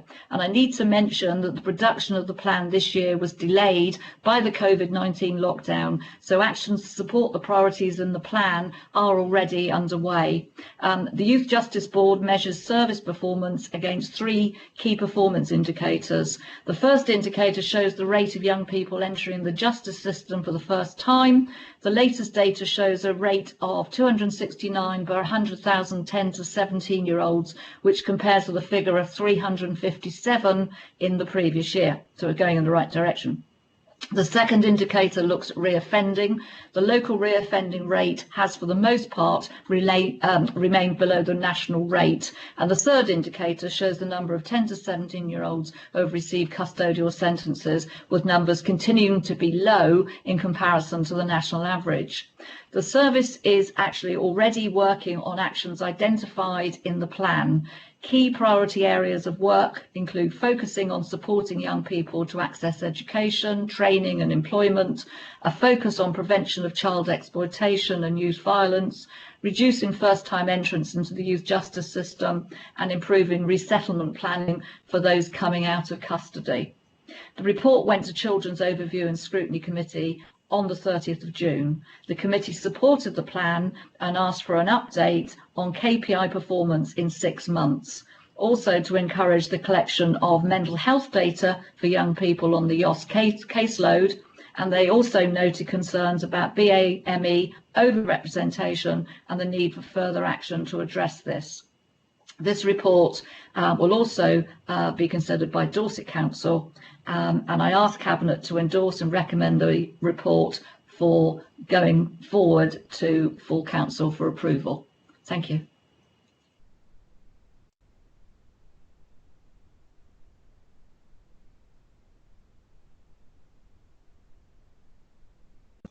You're mute, Leader. Thank you for that. Do we have anyone wishing to speak on this one? Yes.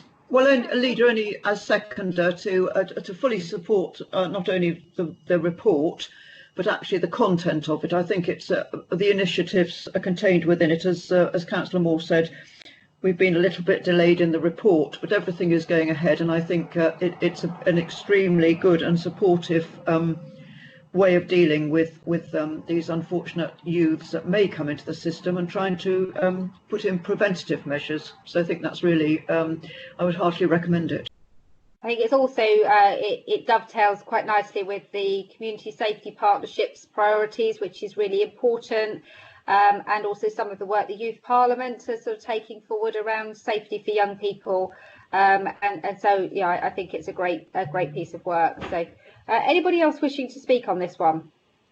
This one obviously is going to full council in September, so it's not something we're deciding on today. Thank you, darling. So all those, anyone wishing to dissent from this one? No, in which case I think you have your approval to take this one through to council. Thank you, Councillor Moore.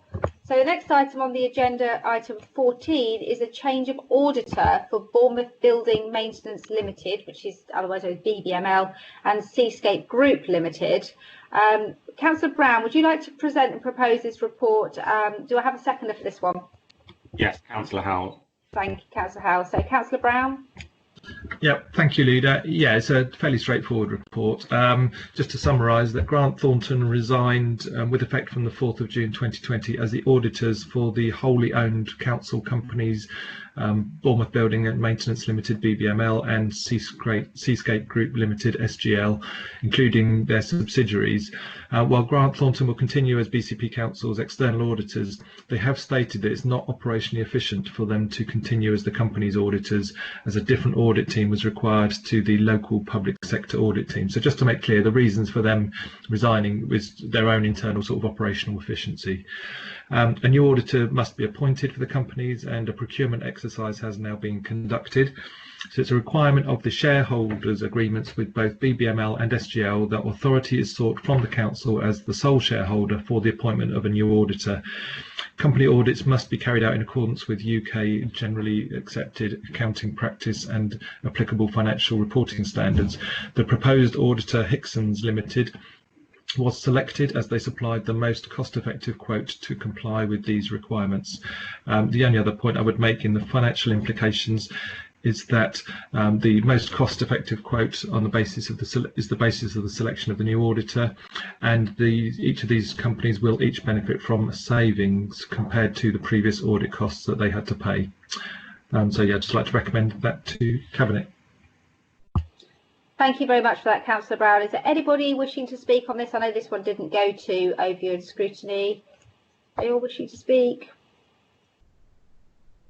As a board member of Seascape Group, I think anything that can help those businesses to thrive and a fresh pair of eyes, I think, is always a good idea. If you can bring in new auditors, it does allow us to look at things from different angles. There is a workshop planned for the council board members of the various companies planned later this summer, so we can really look at the ambition of those groups. So I think the introduction of a new auditor is probably quite timely. So I've got nobody wishing to speak. Do I have any dissent from the proposal? If not, we'll take that one as unanimously passed. Thank you very much for that, Councillor Brown. That brings us to agenda item 15, which is the traffic regulation order and the advertisement of the traffic regulation orders for the Lansdowne programme. Just to clarify, the item on the agenda relates to the advertisement of the traffic regulation order.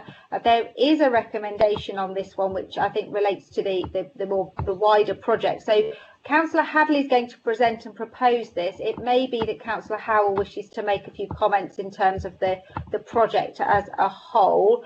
So I'll go first to Councillor Hadley, and then I'll go to Councillor Broadhead, and then bring in Councillor Howell and anyone else afterwards. So Councillor Howell, are you still happy to second this one? Yeah. Okay, so Councillor Hadley, please. Thank you, Leader. There's actually two elements to this paper. So the first is to approve going out to advert for the TROs, the traffic regulation order for the Lansdowne project, and the second is about reviewing and presenting a flow chart for how traffic regulation orders in general are dealt with by the council. There has been some confusion and some delays from the predecessor authorities, different processes in place. So what we try to do is bring it all together into one cohesive whole. In terms of the Lansdowne TRO, the scheme has changed over time. There have been some difficulties with certain aspects of the underlying road structure. There were toilets at the bottom of Holderness Road, which is felt I think the council were, I'm not sure, would take the weight of the road, so moving the road over them was difficult. There was also a BT telephone junction box, and as soon as you get optic fibres from BT, it becomes hugely expensive to move or do anything with those. So those created real barriers for us. There's also concerns raised by the bus companies in terms of diverting their buses. One of the issues that the Overview and Scrutiny Committee were concerned about was about delays to traffic. The original scheme was obviously modelled in great detail, and we haven't yet got the modelling on the very latest version, but the delay was maximum about 3 minutes at the afternoon peak. And in some cases, traffic would actually flow more quickly because the junctions have been simplified. With the buses continuing to go down Holderness Road, which is the proposal now, then we would expect the delays to be slightly less than they were. So that's that on that one. On the other one, on the other half of it, the diagram, it talks about the three methods by which people can take traffic regulation orders through. In particular, it does highlight the experimental TROs, which is obviously what we've used for the COVID active travel routes, which has a 7-day approval process, whereas the others have 21 days. And part of this is to try and streamline the process so that it comes to Cabinet for approval where there has been comments and objections from council, but where TROs are not opposed by members of the public, effectively the officers would just get on with it and keep it streamlined. Thank you, Leader. Thank you for that, Councillor Hadley. Councillor Broadhead, can I bring you in next, please, because there was a recommendation from Overview and Scrutiny. Yes, thank you very much, Chair, and thank you to Councillor Hadley for the introduction. My personal view, I thought this was a really good analysis that we did at Overview and Scrutiny. It was a really in-depth piece of work that kind of covered all the different issues here. I will confess to having a little bit of a personal interest in this. This was a scheme that I've been heavily involved with for some time, and I think because of that, the background information that a number of us has proved very useful in the scrutiny. I think the summary of the discussion was that there was a feeling that this is a danger of one of these, of it being one of these schemes that has evolved to such a point that if you looked at it now based on the merits of what the scheme actually offers at present, rather than kind of getting caught up in the evolution, what would you actually think? And I know when I was a cabinet member on this, I was very open and honest at the time that the scheme had its plus points and its negatives.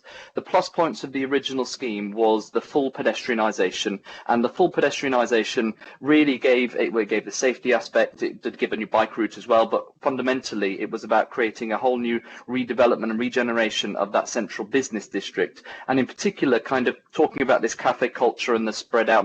You know, if you make something pedestrianised, it fundamentally changes that area. The second positive point was the complete redesign of the public realm at the Lansdowne roundabout end, and again, you know, having a really interactive and almost a new event space for that area. And then finally, the buses have always been a little bit have always pushed back against that pedestrianisation of that zone, but you know, one of the give backs that we gave to them under the previous scheme was potentially a new bus hub that was separate from the bus station, which is already has issues because of the road being in between. So those were always the plus points, and of course the negative from the beginning was that it would have some increase in car traffic, and as Councillor Hadley said, we did a lot of modelling around that. I do question this 3 minutes. I'd seen some figures that were a lot higher than that, but you know, I'll accept that further work has to be done on that. I think that the problem the Overview and Scrutiny Board has was that we had those 3 very good plus points and the 1 negative. The scheme has now evolved into such a position where we're not getting the full pedestrianisation. If you have buses coming through, you cannot have that cafe culture. It is really one of those things that you have to either do or not do, obviously for reasons that potentially are outside of our control, although maybe further work needs to be done on it. We're losing that public realm real regeneration at the Lansdowne roundabout end, and of course we're no longer talking about a separate bus hub. So really we're losing all the 3 good things, and the only thing that we are left with is the bad thing, which is an impact, a very real impact potentially on car traffic in that area, and therefore congestion and therefore pollution, etc., etc. So the resolution of the board in the end was to perhaps this is time to take a step back and have a look. Just because we've got some money to do this, if we're only going to do essentially half of what the ambition was, is it the right thing to do? Do we need to think again? Do we need to push back against the bus companies actually and work to them again? I get that they're in a very difficult position as well, but if we're not achieving the original level of ambition, is it actually worth doing it? So the recommendation that did come through from the Overview and Scrutiny Board is that the Overview and Scrutiny Board recommend to Cabinet that in light of the significant changes to the proposed scheme, that Cabinet seriously consider whether the benefits of the revised scheme outweigh the negatives, particularly around the implications to vehicular traffic and car travel times. I think this is one of those we've still got time to pause a little bit, do that extra work that Councillor Hadley was talking about, and really look about whether apart pedestrianisation and the lack of ambition of the public realm really does deliver what we need to in recognition of the potential negatives as well. Thank you, Chair. Thank you, Councillor Broadhead. Can I just clarify, that was not a unanimous recommendation, was it? It was a majority recommendation. No, and if you'd like, I'm quite happy to give numbers in the future, although, you know, it was one of those, and I think one of the non-conservative members of the board did use the phrase that this is not regeneration but degeneration. I'm not quite sure that that's a technical term, but I think that there was a very, very real view that perhaps we need to pause. Thank you. Thank you. Okay, Councillor Howell, do you have anything you want to add at this point? I'm going to come back to Councillor Hadley at the end, but give other Cabinet members the opportunity to speak on this one. Yeah, I just think a number of points. Firstly, we're up against a time limit in terms of the funding for this project. And, we've got to be sensitive to the interests of the bus company, the bus companies, plural. They're strategic partners. We're working on with them and then closely on a number of projects involving regeneration across the conurbation. It's important that they survive and they feel comfortable with these proposals. And also, importantly, in this particular situation, if we were to force them into a position where they felt that they needed to object, then that might compromise our ability to deliver the project. But, in its current form, it is clearly a scaled down project, but it still has quite a high benefit cost ratio. There's very significant elements of public realm that will be improved. There's £500,000 that are going into arts-related improvements as a consequence of that.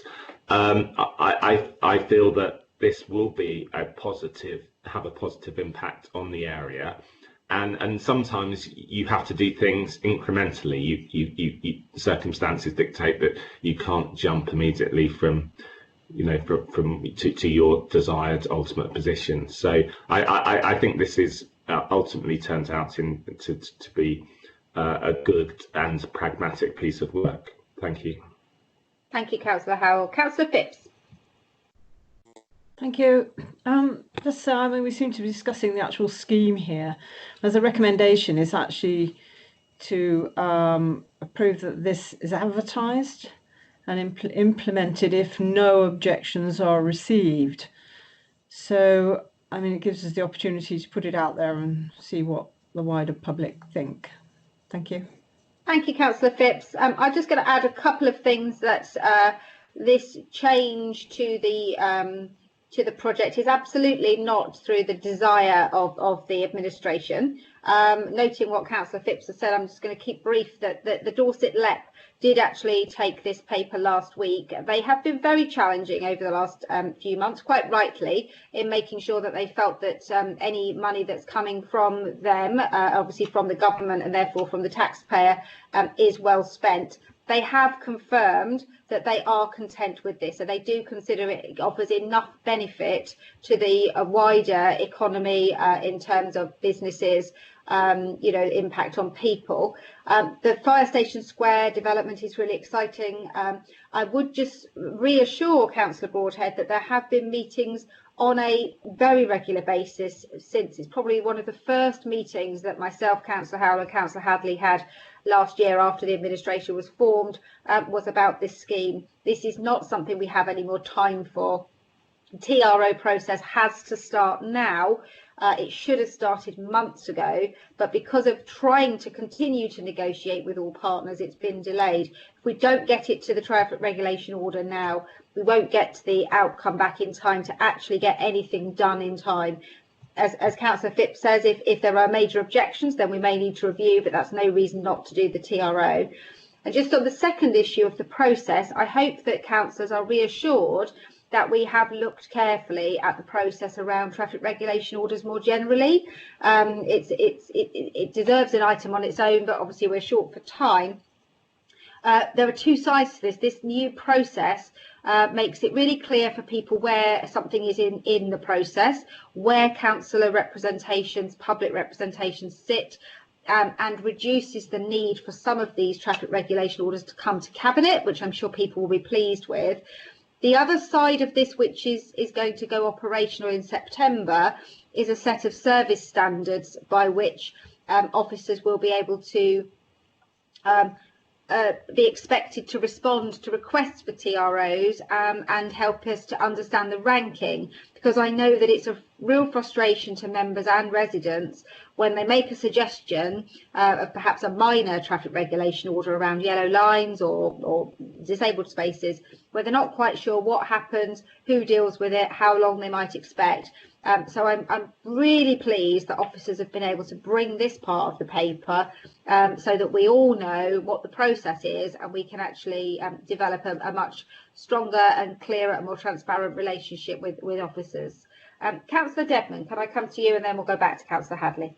Well, I just want to voice appreciation of what you've said, really, Leader, because as you know, over in Christchurch, especially in Mudeford, we've had a few run-ins about traffic regulation orders. Because of the changeover and the merger between all the councils, we worked with Dorset.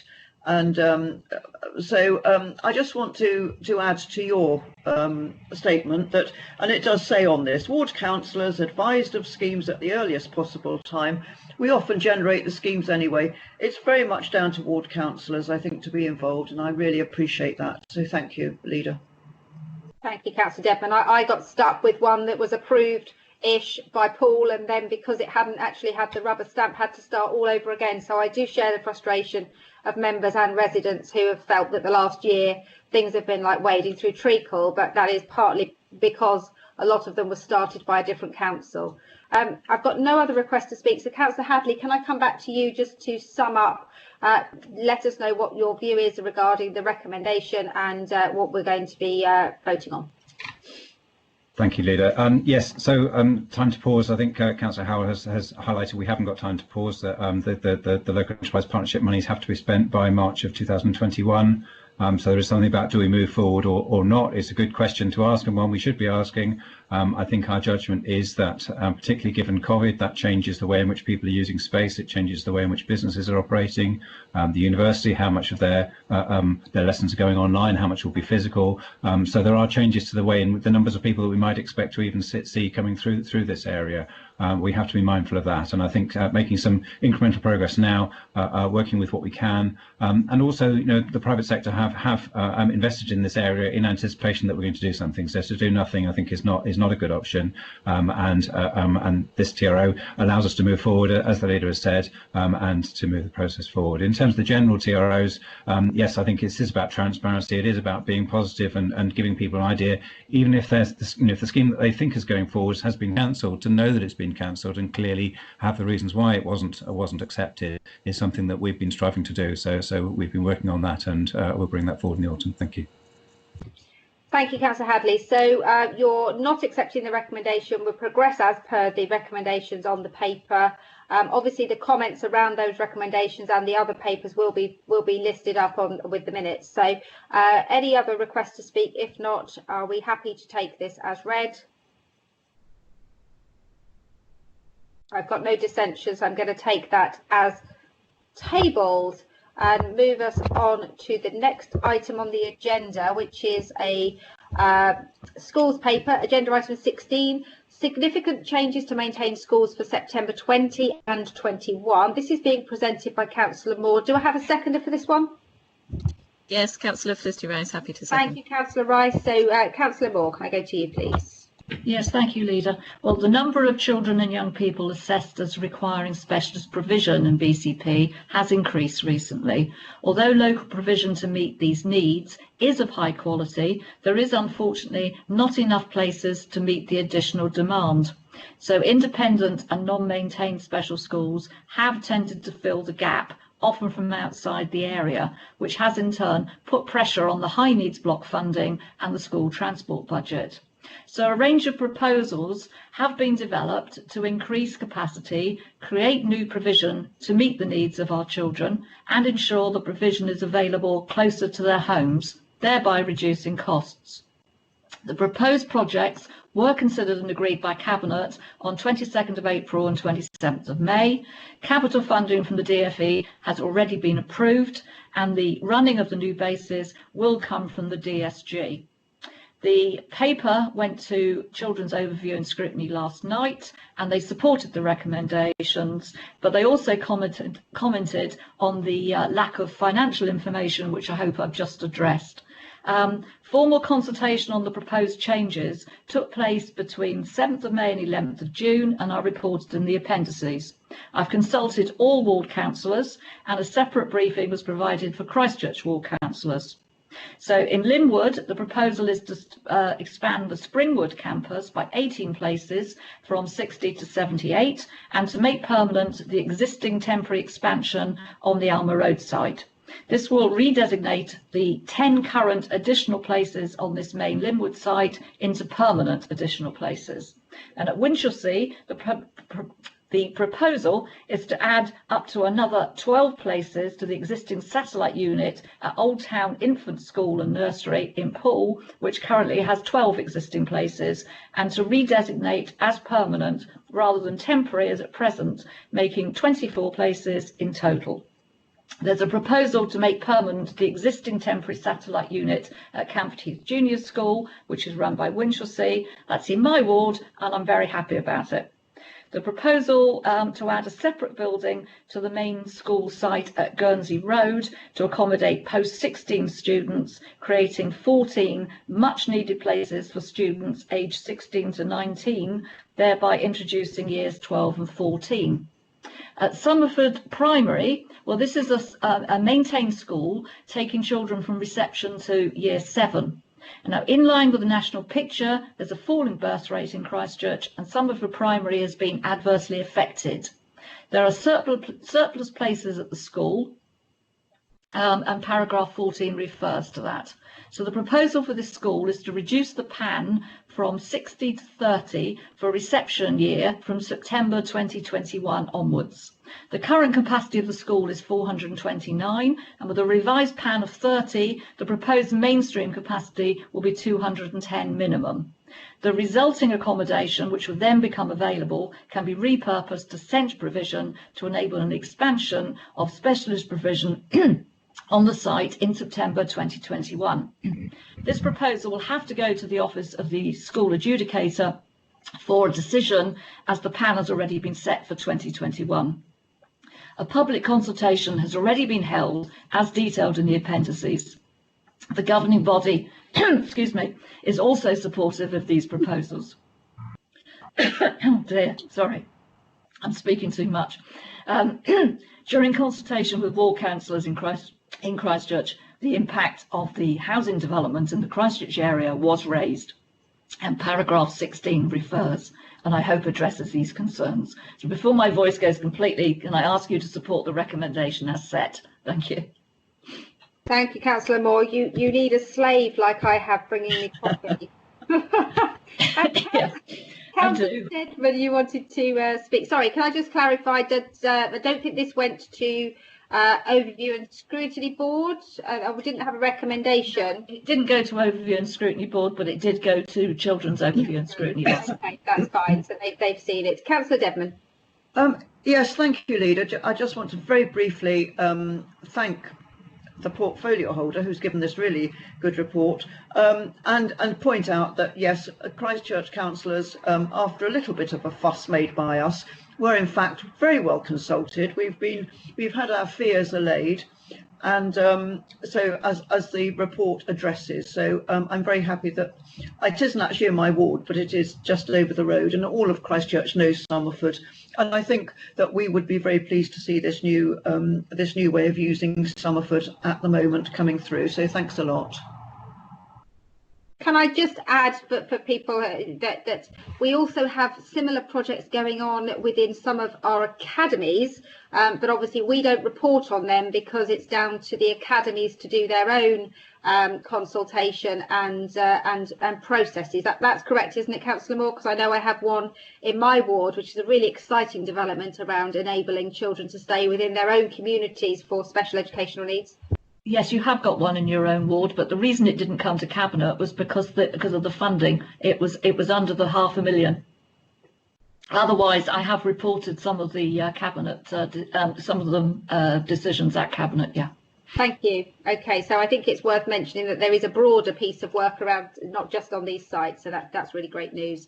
Anybody else wishing to speak on this? No, I'm not seeing any indications. Do I have any dissent from the proposal? I'm seeing no dissent. This is all good news. If that's the case, it is for decision today. So that's what appears to be unanimous, which is good news. Agenda item 17, which is Forest Road to Ormond Road, to record an unprotected footpath as a public right of way. This one is being presented by Councillor Hadley. Would otherwise have gone to the Transport Advisory Group, but that was suspended due to COVID. So this is the first opportunity to hear it. Do I have a seconder for this one? Yep, Councillor Rice, happy to second this. Councillor Hadley, can I bring this back to you? Thank you. Thank you. Yes, we talk an awful lot about highways, but this is actually the other end of that. The byways are the smaller routes that you can't fit a car down, and in the urban area, quite often they're not protected by having been gone through the formal processes.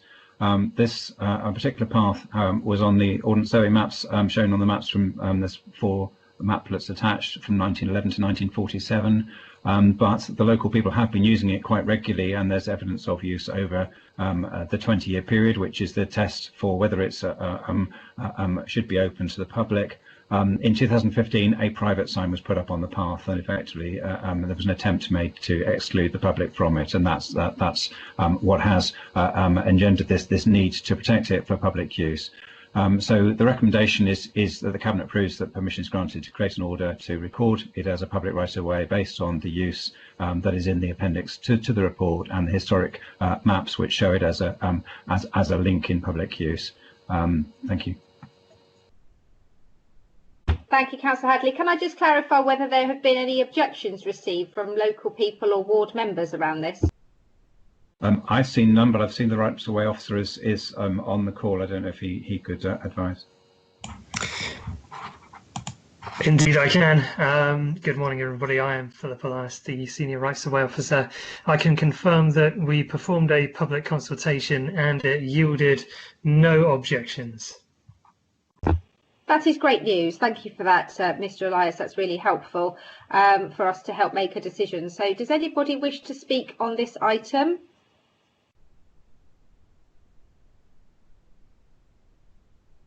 No, I don't know whether Councillor Iengo, which is his ward, is still on the call. I can't see him anymore. So I'm assuming he doesn't have a comment to make. So do I have any dissent from approving this to be passed as per the paper?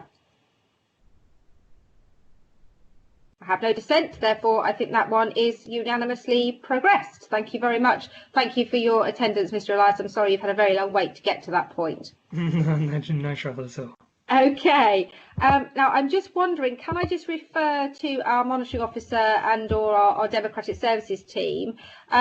We have a exempt item next, and after that we have the cabinet forward plan. I'm wondering whether it would be sensible or appropriate to actually take item 20 before items 18 and 19, so that the public don't have to hang around and come back. I think that would be very sensible, Leader. Yes, I think that's a very good idea. Thank you for that. Okay, so just so the public are aware, we do have an item coming up which does have to be private due to the sensitivity of the matter. So we're going to move straight to item 20. Item 20. No, there is no item 20. I've got item 21. Hang on, let's get this right. Bear with me. I'm looking at 2 different bits of paper. Agenda. Do we have an item 20 and 21 or just 20? So item 20, Cabinet Forward Plan.